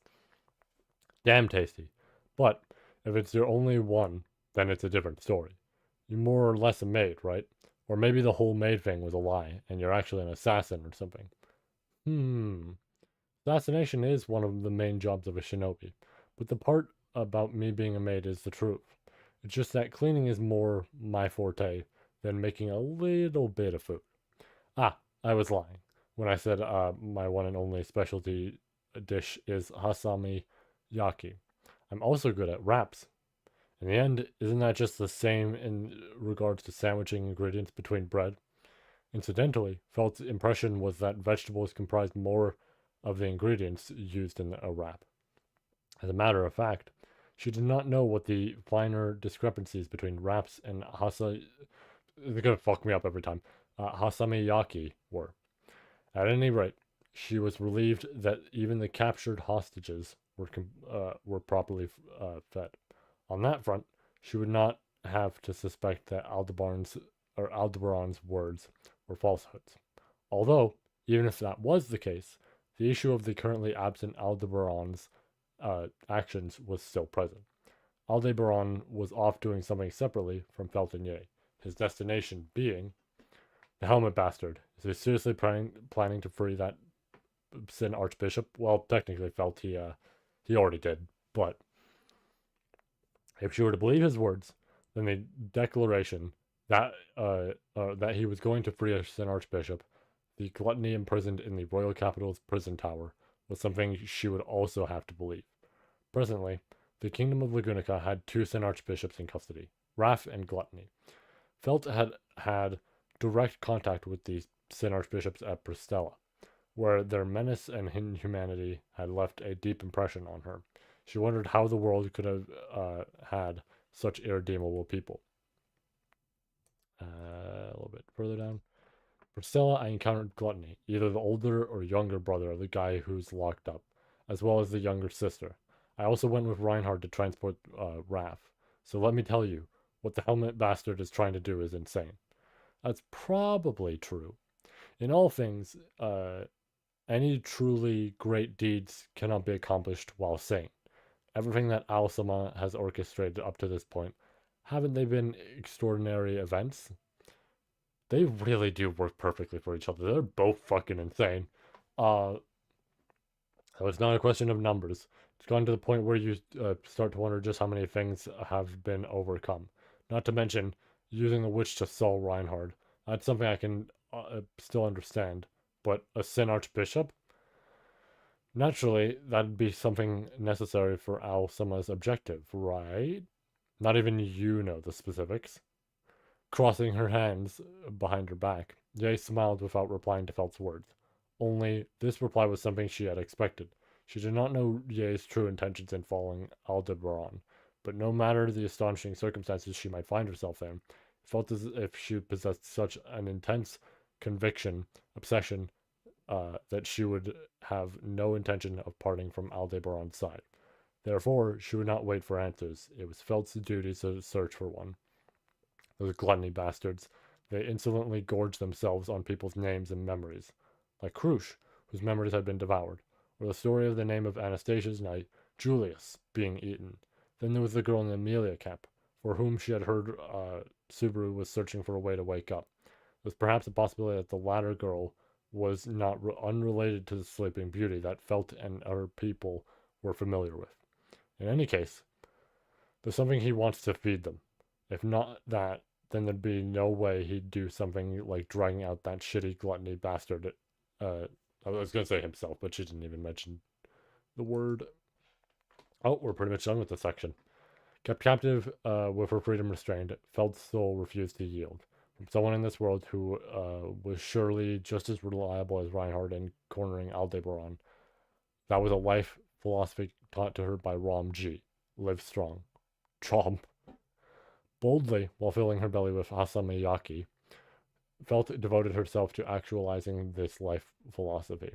By never ceasing her thoughts, by never halting her steps, born would be the margin to which her hands could reach. In preparation for that moment, she licked up the sauce from the hasamiyaki from the corner of her mouth with her tongue. To her side, wah, there really are Zoda bugs. Even though it's only been a few days since the custodian was dismissed. This is awful. Whether it was the same one that Felt had seen earlier, or a different one, Ye scowled as she seemed to have discovered the enemy of mankind, grumbling out complaints. Nice, nice. That's a good section. Pretty good section. I know we have a decent bit left because it's like the bar on the side is still relatively high, so we probably still have more to go, but we'll see. It seems to be like we're back to Al, presumably. Yeah, we are. Okay.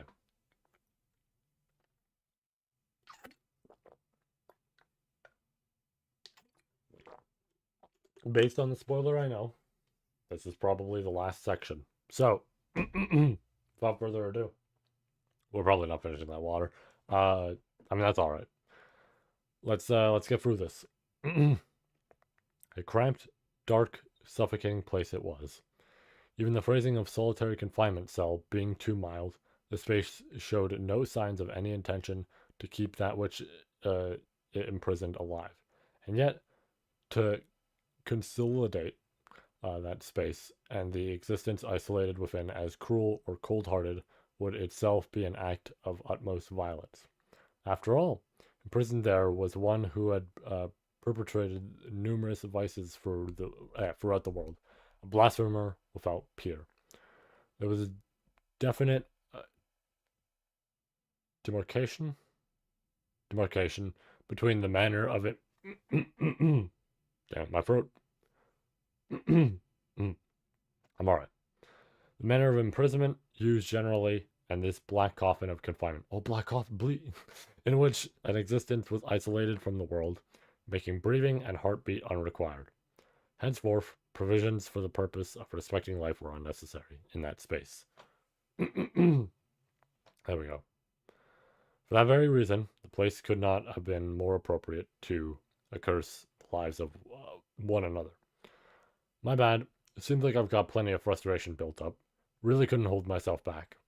With the sound of footsteps rising from the cold, hard ground, he leaned his back against the wall of the cramped room. The rear of his helmet hit the wall, and the sound of steel striking rock harshly disturbed the frigid atmosphere.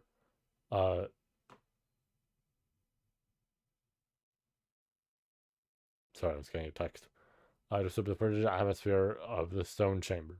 Attempting to catch his faintly disheveled breath, collapsed at the man's, Aldebaran's feet, was a gasping figure lying limply and face down.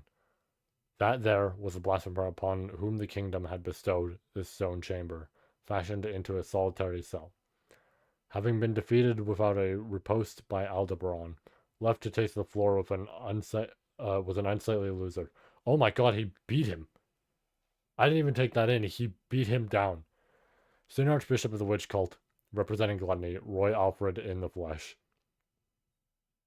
Man, he really ain't been the jobber fucking title. A deep inhale, a long inhale, or a long exhale. Another inhale, like twice. Forcibly taking deep breaths to regulate his disarrayed functions. Aldebaran looked around the rock chamber, which he had become horribly messy in only 1 minute of actual time, and shrugged his shoulders. With cracked walls and smashed up floors, it would be valid to describe the utter wreckage that had befallen the cramped room, one that had received nary a care to maintain it, as having been so messy that there was no space left for anyone to place their feet. Considering it was the only size of a coffee shop bathroom, just how in the world had such a huge scuffle unfolded in this place? But then again, it was not as if this huge scuffle was one he had scuffled in by choice. I just said if you obey me, or if you obey and follow me, then I won't take your life. And you had to go and do that immediately afterwards. Even if you were gonna turn coat and rebel, you'd usually wait a little longer for your chance. Haha, you say some funny stuff, helmet uncle. Aldebaran's words, laced with lament, brought out a dogged laugh from Roy, the latter laying sprawled out on the ground. Still laying prone, Roy directed his glaring gaze to Aldebaran beside the wall, and while licking his lips with that long tongue of his in a lavish manner. By that, do you mean that we, who cannot help but always be starving and starving and starving and starving, must learn to wait for permission? Such a thing, would that not be fair grounds to argue child abuse? Unfortunately, I've got no obligation to raise an evil brat like you. It's said that in the Showa era, neighbors would help to discipline kids even if they weren't part of the family. But this is Lagunica, and the current era it ain't Showa. Well, I did beat you up this much. I ain't gonna be able to deny the abuse allegations. Placing his hand over the metal fitting on his helmet, Aldebaran rang out a clackering sound, to which Roy let out a jolly ha-ha. To respond with such an attitude after having been disciplined by having both of his arms and legs broken in a scrupulous fashion, he was truly an eerie brat. At the very least, even in the Showa era, in which corporal punishment was largely preferred, this level of discipline would not have been acceptable. And now we go down. There we go. Nope. A little bit higher. There we go. Nonetheless, Roy Alfred was beyond being an eerie brat. He was a Sin Archbishop first and foremost. Henceforth, he was hopeful that hedging a risk like this would be deemed with permissible limits. Drink.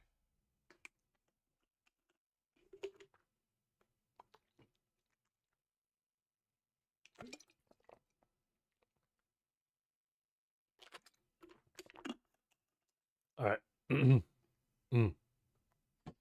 Well, it's not like I thought that this affair would go that smoothly anyway. So grumbled Aldebaran, silently concluding that the count at 6,022 in his mind. This numerical count, which no longer necessitated any explanation, amounted to the number of attempts Aldebaran had required to subdue a defiant Roy Alfred. So, holy shit, 6,000 dude. Oh, excuse me. That's a fucking lot. If you were to, I mean, I guess it makes sense because it's Roy. He is, at the end of the day, he is a gluttony archbishop. If he were to enumerate how many bones and teeth had been broken, the number would grow to be several times that, easily. That was how much of a handful disciplining this evil brat had been. Seriously, I never thought I'd end up having to go through the same kind of trial and error I did with Reinhard. Utilizing this moniker of bizarre eating to the fullest, Roy Alfred wielded the power of Eclipse to reproduce the abilities and techniques of those eaten by the authority of gluttony. Therefore, being that Roy was essentially stockpiling innumerable warriors within his own self, ditching any ineffective tactics on the spot in favor of immediately bringing out novel fighting styles. This affair had bore a close resemblance to the one against Reinhard, who had adopted divine protections adequate to adapt to any given circumstances. As luck would have it, Aldebaran had already attained experience points in excess of 130,000 from this battle with Reinhard. Thus, he had reached a feat in excellence by dealing with a likewise exceptional foe while staying within 4 digits. Regardless, you were captured right after fighting at the tower. Considering you weren't even given proper treatment after that, you sure put up one hell of a fight. Eh? Being so completely and utterly shut down in everything we tried to do, it was our first time experiencing such a thing, and yet, don't tell me you're trying to comfort us, Uncle. If so, the number one method to comfort us would be gluttonous drinking gluttony, while will be ringing in my ears till tomorrow. Just hearing it makes this old man's stomach shudder in fear. Discussing fried foods only getting tougher and tougher for people my age. Or digesting fried foods only getting tougher and tougher for people my age. How unfriendly. Oh, my volume's still on my phone. You know what? That's alright. I will turn it down, though. Because I didn't realize that. A smile over his mouth, a smile over his mouth lined with fangs. Roy regarded Aldebaran with eyes opened wide.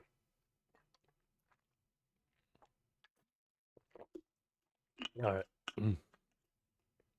That gaze of his was tinged with interest and appetite and curiosity and appetite and sadism and appetite and, at any rate, with a full-course meal that had made a chill run down Aldebaran's spine.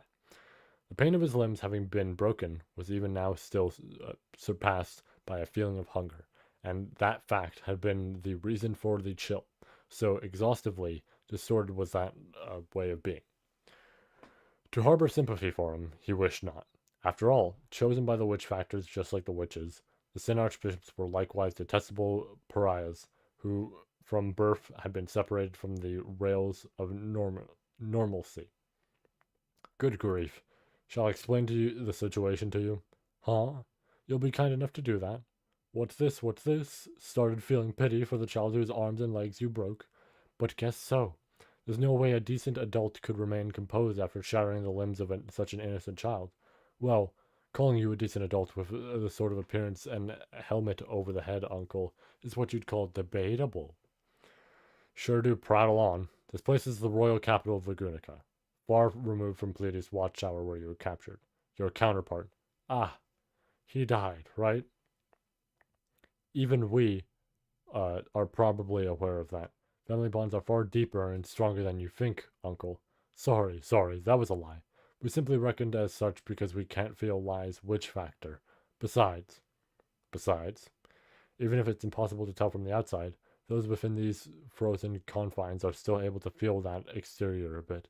Despite such a tight seal, for everyone to be so rattled is pretty pathetic.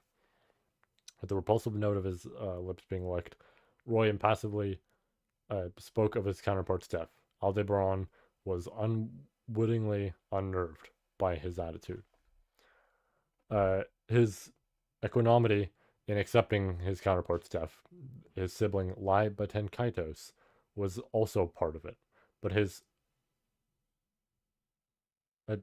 attestation, I guess, that the Black Coffin, a seal belonging to the same lineage of Ul Shamuk, had the margin to permit apprehension of the outside world, was what truly astonished Aldebaran.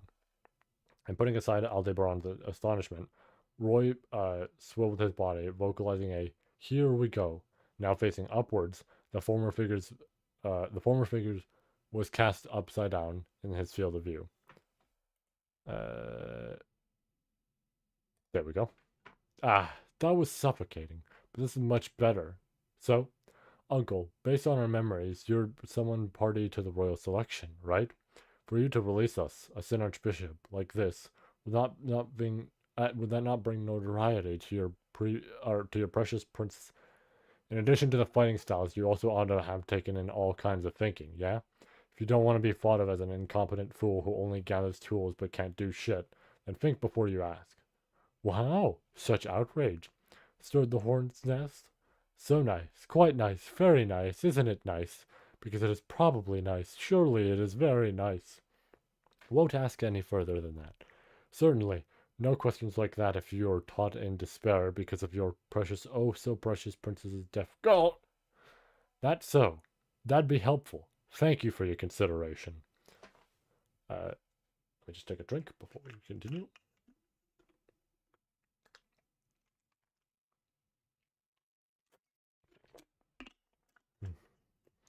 Roy's facial expression as he bore a baleful smile was acutely strained once his fractured shoulder was vigorously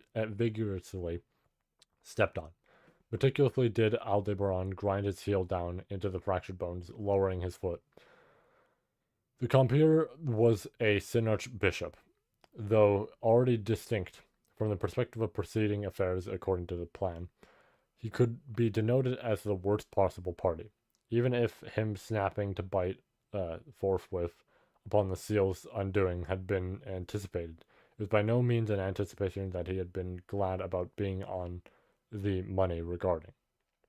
Sin Archbishop, the kind of enemy who, if not a necessary factor for the plan, he would gladly drop down the great waterfall, him imprisoned within the coffin as was.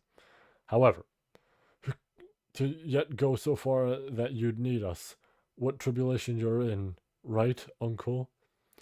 This guy just never stops yapping. What should parents teach you to pipe down? Birth parent or foster parent?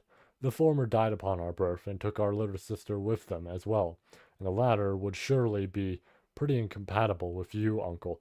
That is interesting. I mean, there was some backstory stuff, and I don't fully remember if that was outright discussed there, but it is interesting that Rui exists in the way that she does because of the fact that their birth parent died. That's really fucking interesting. I like that a lot. Oh, that's why she's like in the Hall of Memories at the time. Oh, that's cool. That's cool.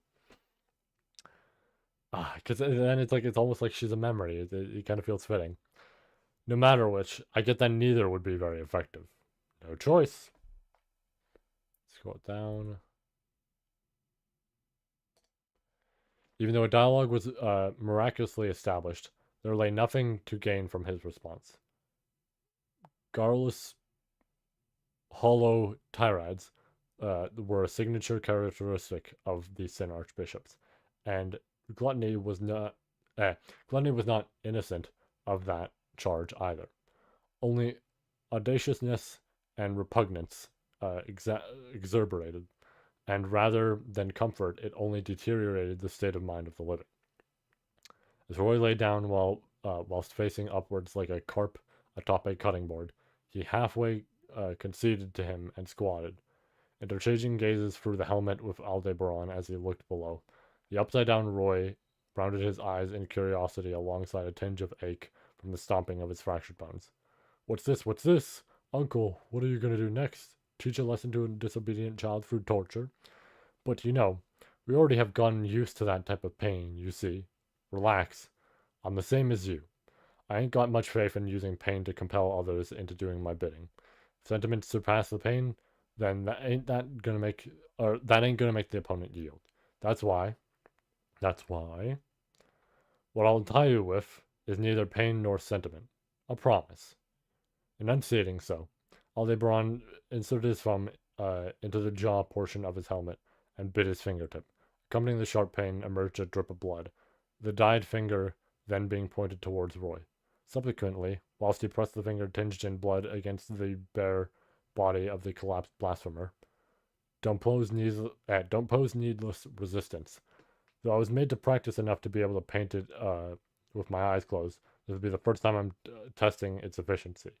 To scribble on the bare body of a child with blood, and that's an interest vulgar enough to make even us and archbishops aghast. To even perform such a deviant act. What do you want us to do? Destroy the country or something? Let's do this. I don't intend that, and I could do that by myself if I wanted to. I've gone out of my way to free a detestable little brat like you. It's something that only you can do. Only us, huh? As the bloody finger traced his body, Roy flashed his fangs in a grin as he enjoyed the ticklish sensation. The obscene look in his eyes, that tone, that exuded presence, all were urging Aldebaran to vocalize the portion he had yet to put to words. While peevish that it might appear as though he were going along with the other party's intentions by conforming to that urge, he responded. The reason why Aldebaran had unleashed Roy Alfred was, the someone I like to have you eat with your authority. I won't be taking no for an answer. Very interesting. We'll probably discuss that after the fact. Well, I guess that's so. You did release us. It couldn't have been for anything more than that. Inclining his head with his back to the floor, Roy's cheeks contorted at Aldebaran's demand. As to whether the intent behind that smile had been an acceptance or a rejection, Aldebaran knew not. Regardless of which it was, Roy's own will was irrelevant. That means by which he would be made to abide, had been inscribed upon Roy Alfred's flesh, engraved into his soul. A curse mark bound by an oath, furrowed to the point of obstinance, isn't it? Did you come up with this yourself, uncle? Or perhaps you are echoing some deranged cursed arts user? Echoing. There's no doubt in regards to them being completely deranged, but that person wasn't a cursed arts user. They were a magician. Without a doubt, the most supreme magician through the history of this world, regardless of their personality.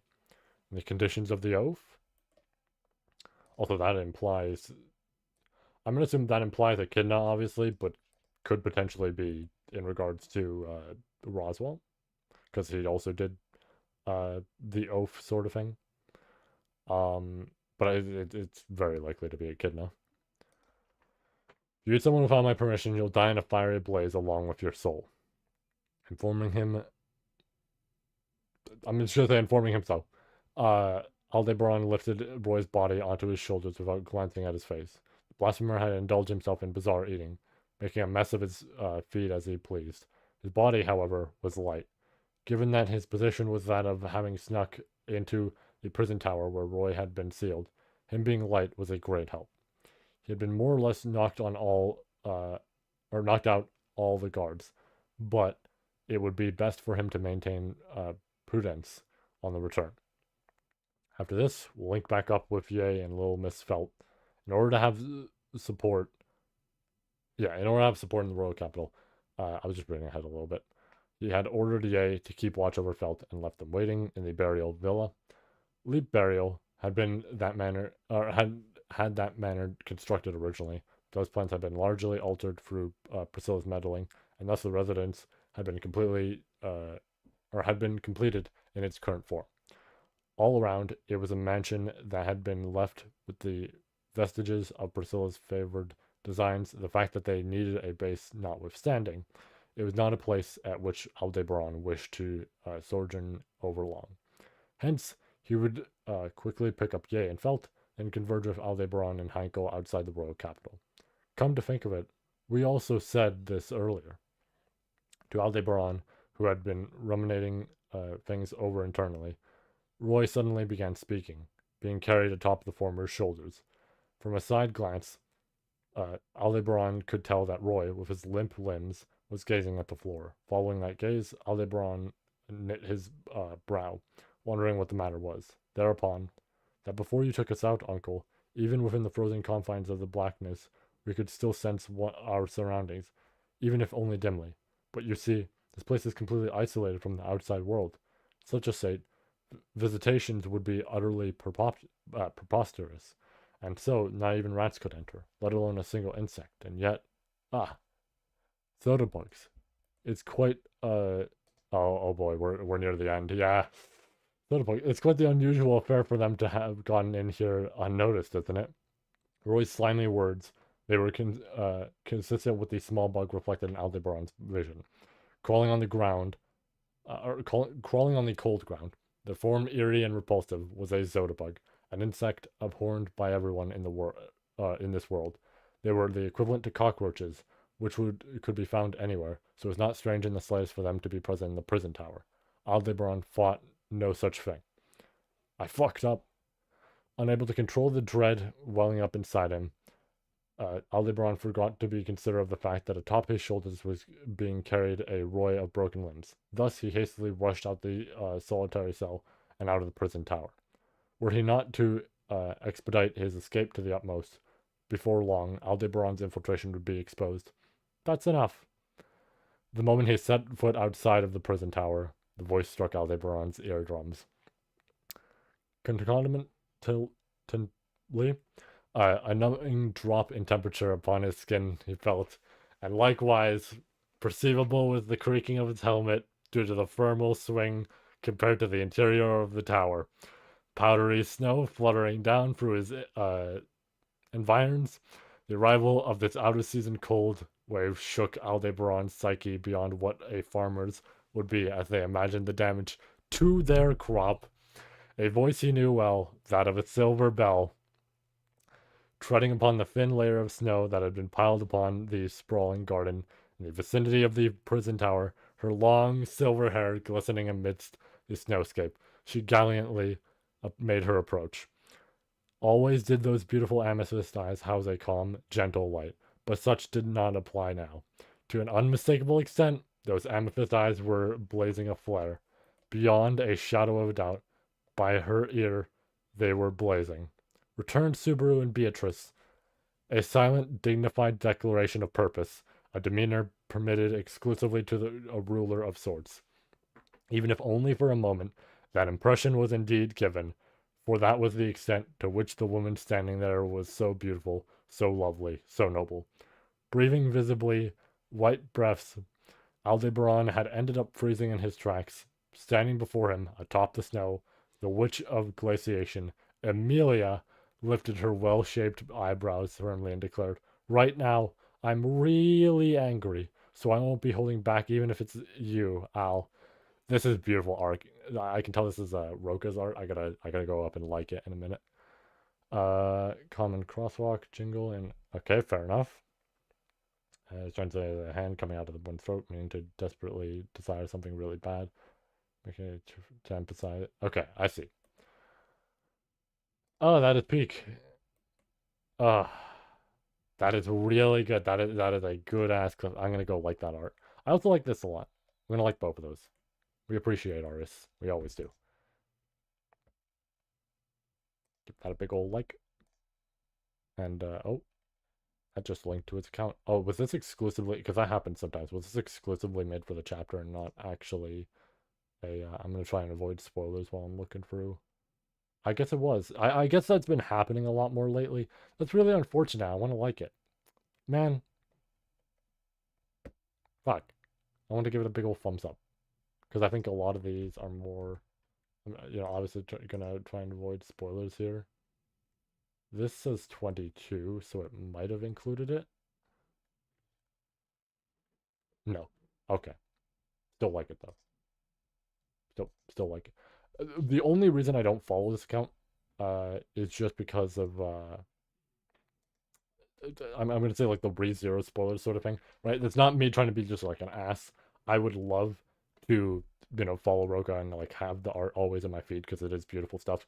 But there is always spoilers, and this ain't on them, right? This is kind of a Twitter thing of flagging posts no longer works. I found out about that like a few months back when I tried to flag some of my notes and it just didn't work.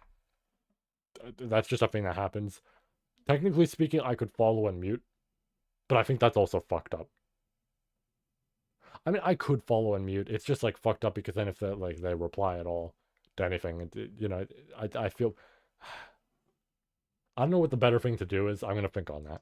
I'm gonna think on that because it is a thing of I do really like that art. I actually was it here? I don't think it was this computer. I think the previous computer, like when I used my brother's computer for stuff. I think one of the pieces.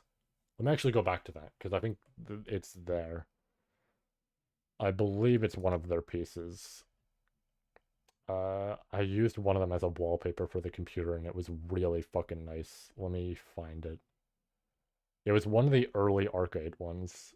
It might still be here, it might not. I don't see it, so I don't think so. No, there it is. That one. This exact one. Why is it not liked? I'm fixing that. I'm making an embarrassment of myself. Why was this not like... Was it reposted at all? Maybe it was reposted and I like the repost?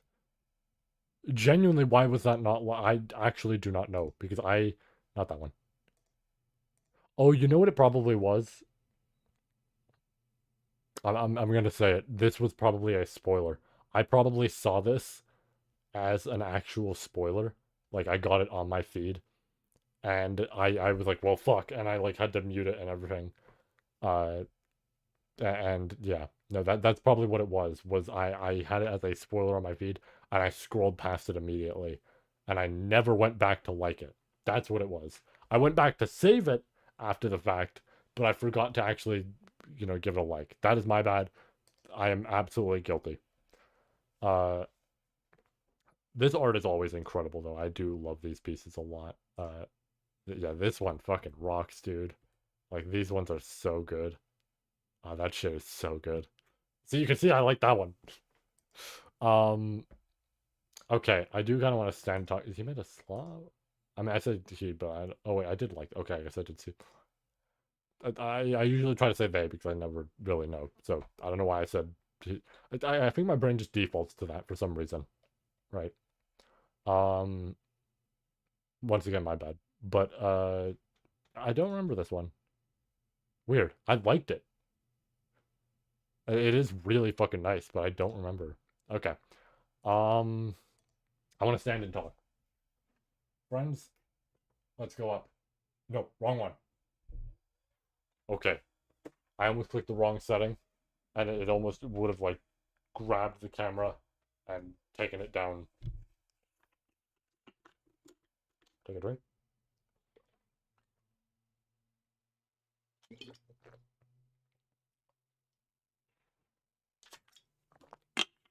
Okay. So there's some interesting things to discuss. So obviously we mentioned the Petra stuff earlier and everything. That's all obvious. That's all fine. That's whatever. But then there's the stuff of Roy, right? Now that's interesting because that implies so there is someone he wants him to eat the name of. That is really interesting. It's very obviously, at least in my opinion, it's not going to be her. At least I view it that way. This is so fucking cool as a piece, dude. I, why can't this be on Twitter? I want to like it. That's so cool, dude. That's such a cool piece. Ah, what was I saying? Right. So obviously, yeah, there is someone who, Al wants, Roy or Aldebaran, I guess, excuse me, before, uh, wants him to eat. So we don't know who that is, but that is really interesting. Now, I did realize when Roy was pointing out the fact that this is a place, disconnected from everywhere else. I'm like, yeah, he's obviously leading into this, probably, like this spoiler I know about. And what do you know?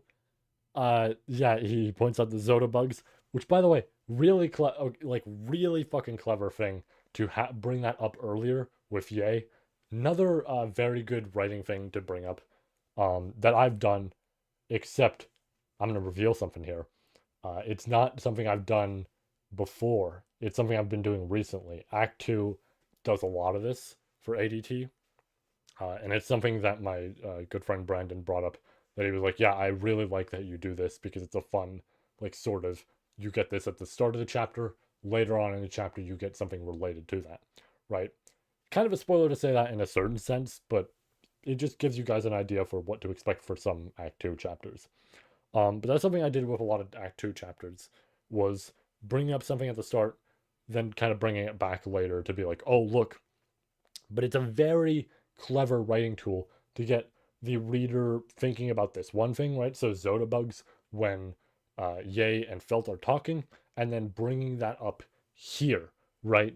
With this as like the implication that, oh, they are no longer hidden away from everybody else. And that like then leads into this with Amelia showing up.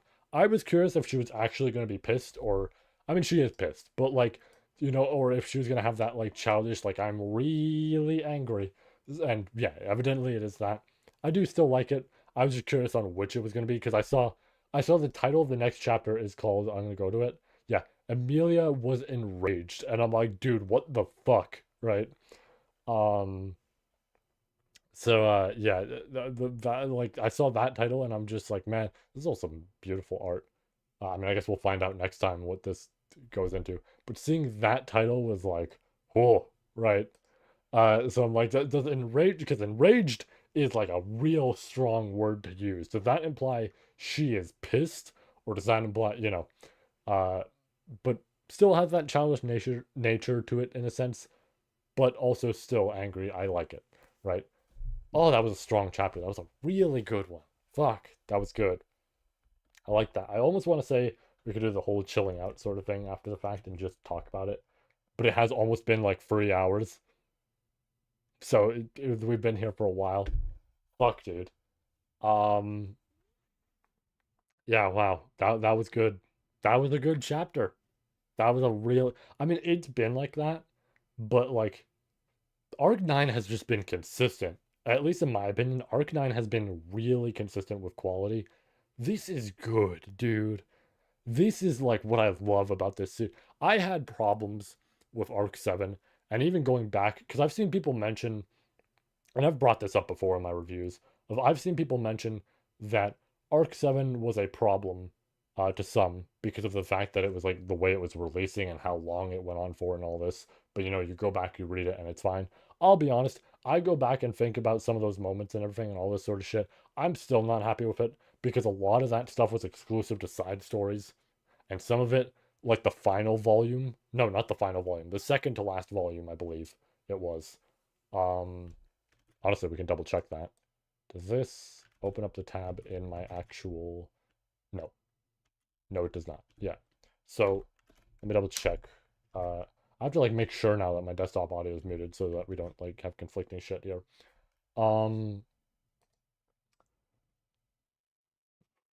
Was it the second to last volume? I think it was the second to last volume. Let's see.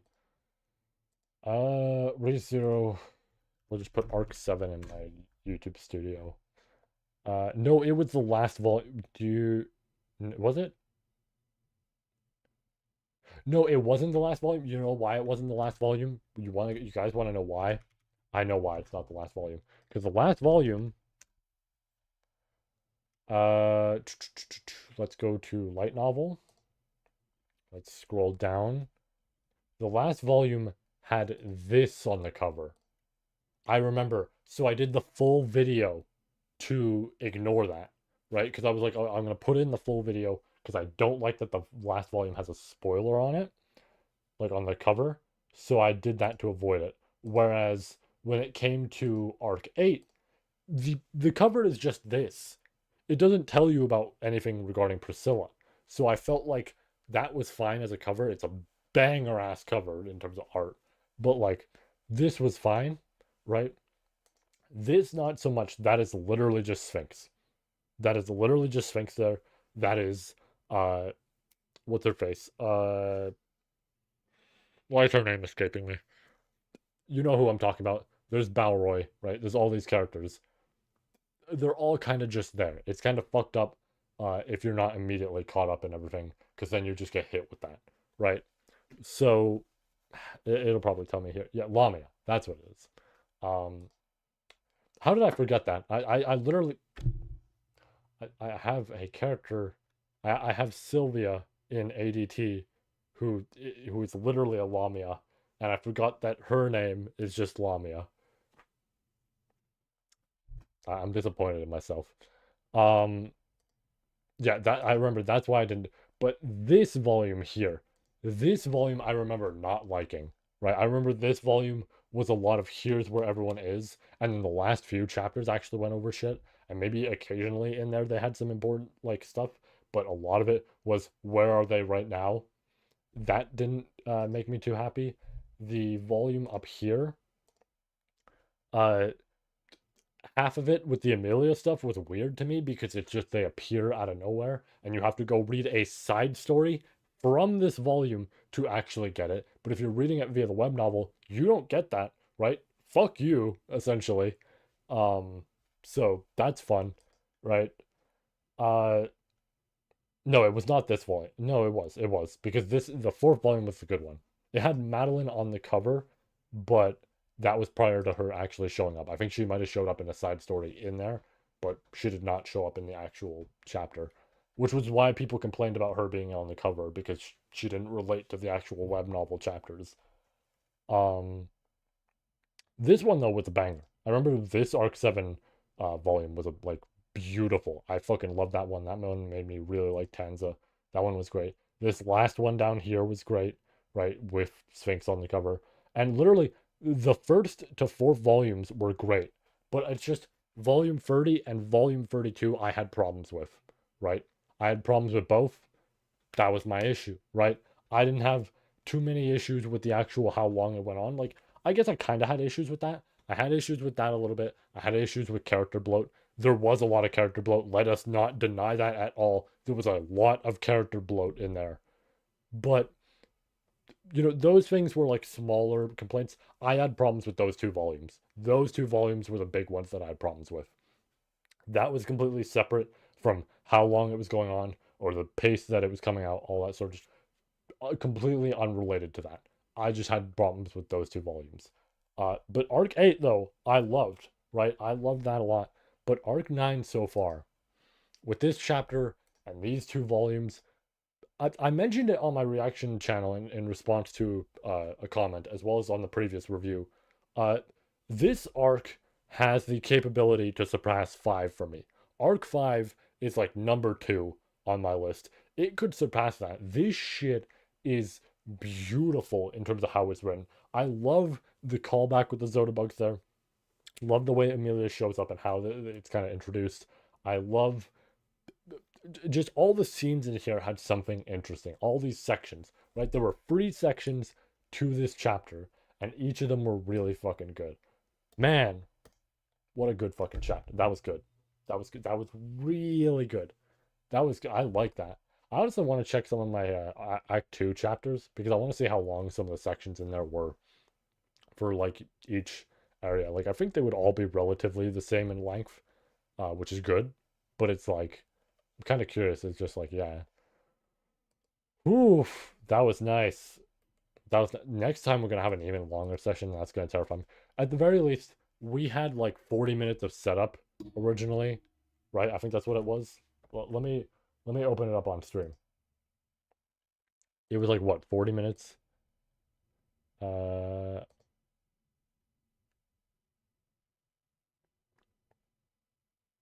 because yeah, we were talking, we did the Dokkan thing that I talked about.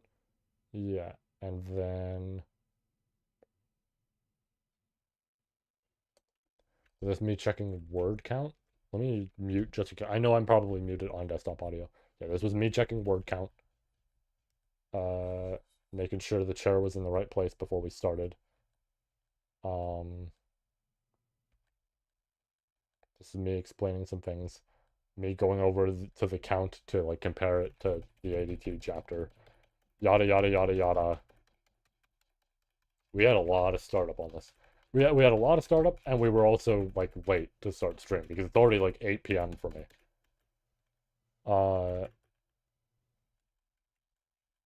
I should be able to tell when I started. Yep, right there. So right around here, and we've been going for, yeah, 2 hours and 40 minutes. So absolutely, it has been like 40 minutes of setup at the start. So really, it's been 2 hours of actual reading. And there's been occasional 10-minute BR, not even 10 minutes, like 5-minute BRBs in there. So next time it will be longer than that. Next time we really might reach 2 hours 40 minutes, but I'm gonna try and start earlier, especially because that chapter is gonna be longer. Uh, I almost want to look at chapter length, but I mean we did that this time. Let's try and look at chapter length. We're gonna open up the word count again. The word count checker. Word count. Uh,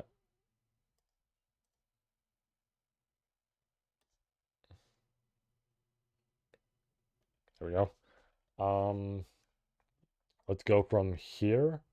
This should work, hopefully. I hope it doesn't copy too much. I'm gonna avoid all the stuff. We're gonna do this. I'm gonna avoid all the words, right? I'm looking only at the scroll wheel. It did capture all that. We're gonna copy. And I saw that it was like 19,000 words or something in Japanese. So let's find out how that is in English. I'm looking away. Oh!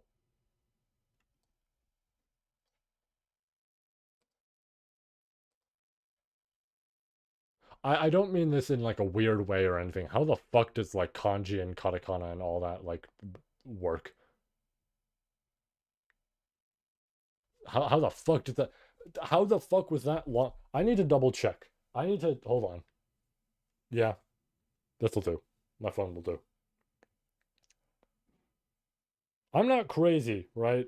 I am not crazy. Freaking picture of Chuck. That's what it is. I had to figure out his name. Uh, this was the long chapter, right?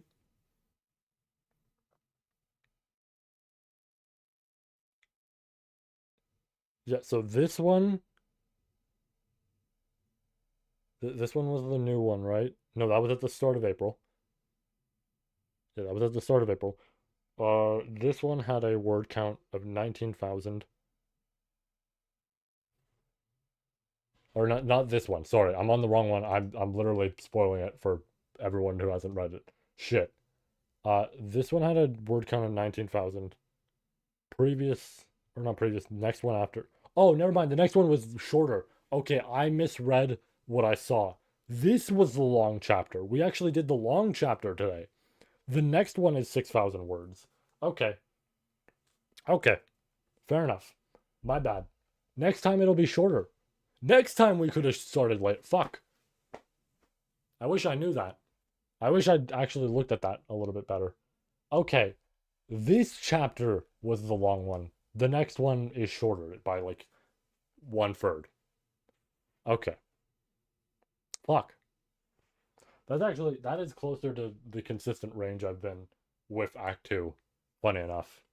That's not entirely true. Some of my chapters have gone on to 7,000 to 9,000 words, which is closer to this, but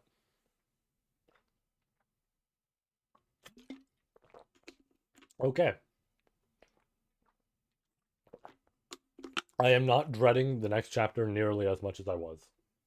Maybe it's the one after I'm thinking about, because I think another one got announced. Maybe that one had like 19,000. No, you know what it is? I saw that one that was April like 1st or whatever the fuck that like got added, and I think my brain thought that that was a new chapter. I bit my tongue while saying that. Luckily, not too hard or anything. Like it doesn't feel painful. Um, that one was probably like something I perceived as a new chapter, and I didn't look at the date. So then I saw the 19,000. I'm like, oh, that's gonna be the chapter after this. No, that was this one, and then the next one is the 12,000. So that's okay. Next time we'll be back. We'll go for the 6,000 word one. This was good though. This was really good. I am gonna keep this on the shorter end, just because like, again, we were here for essentially like 3 hours. This was a long reading session, and partially because I was fucking around at the beginning, kinda. But yeah, uh, I guess we'll be back soon to do that other chapter. This was good. I usually want to chill out and just kind of talk about it, but in a sense we did. That was really strong. We went over everything we liked, all that. I like it. I am curious to see where we go from here with the arc. I mean, I always say that, but especially now with all this, with gluttony and what he's going to eat and Amelia versus Al. Ooh, excuse me. Very curious. Okay, I've been here long enough. I need to write my like I myself need to write. Right, I need to get back to Act 2 so I can start posting that, and maybe people can be interested in read that, right? That'll be fun. We will be back, obviously. I'm going to aim for, what day is it? So it's Thursday. Uh, I'm not doing it tomorrow because I want to write tomorrow as well, and I just kind of want to chill out, right? My voice might end up feeling tired after today, right? Because I was like 3 hours of me talking, regardless of what. Um, am I doing shit Saturday? I have to think about that for a second. Sunday, I am. Saturday, am I doing shit? What the fuck is happening Saturday? I don't remember anymore. I think I was gonna do something Saturday, and now it's not happening. Technically, it's been delayed, which is all right. Um, I think Saturday I'm doing nothing, so maybe we try for Saturday, because you know what? I'm doing something Sunday, which means I want to write less because I technically like to write in twos. Much like how I upload stuff, I like to write every 2 days, and then in the in between days, I work on extra stuff like character bios that I haven't filled out yet, or like smaller outline things that I want to touch up and all that sort of stuff. So that might be the in between and everything. Uh, might focus on that. Maybe I'll do some reading and stuff like that for other stuff because I've been reading Berserk and I've been watching through Naruto and all that. That might happen on on Saturday for the more calm sort of thing. But then in terms of writing, I'll probably save that for Monday and Tuesday. That'll work out then. That'll be good. Um, and then yeah, maybe Saturday we're back, right? We'll see, right? If not Saturday, I'm gonna say Wednesday again next week. I know that's a while away. I know that's like a week. I say Wednesday again, but Wednesday was the original date I intended. Um, Wednesday next week will probably be the date, if not Saturday. We could try for Monday or Tuesday. We'll see, right? I think we'll see for those days because technically I'm also writing today, so maybe Monday. I'm gonna say Monday maybe, but if I really want to finish what I'm writing, because Monday, Tuesday, I'm gonna be honest, Monday, Tuesday, I finish the phase of Act 2. That's all it's gonna take, is those 2 days. Um, Potentially even Monday. I might just like have all the energy to do it Monday. Um, if not Monday, maybe Tuesday, definitively Wednesday, right? It's just like probably like essentially probably Saturday. If not Saturday, Monday. If not Monday, Tuesday, and if not Tuesday, absolutely Wednesday. Right? That's the schedule for it. So, with that said, we're gonna end off for now. Obviously, excited to get back to this, on Saturday if we can. We'll be back. All that sort of shit. I will try and start earlier on Saturday so that we can have proper lighting and I don't have to essentially just be here with this light on, all this sort of shit. You get the shadows on my face, all that. Hopefully it all works out. As well as just more convenient timing for everybody instead of 8 p.m. on a Thursday, right? It's a little bit more convenient that way. With that said, take care. Have yourselves a great night. I'm going to end off. Normally I would do that on a stream deck, but that's not working right now. So, well, technically it's working. The buttons are here. The buttons are visible, but they don't work on press. Anyways, take care. Have yourselves a great night. And yeah, we'll be back on Saturday. Also, this will be completely archived in public, so it's not like, oh, I end off stream and you can't get to it unless you go to the playlist. No, it'll still show up on your feed. Bye, guys and gals and people, and I don't know. I don't know why I had to correct. Bye, peeps. That's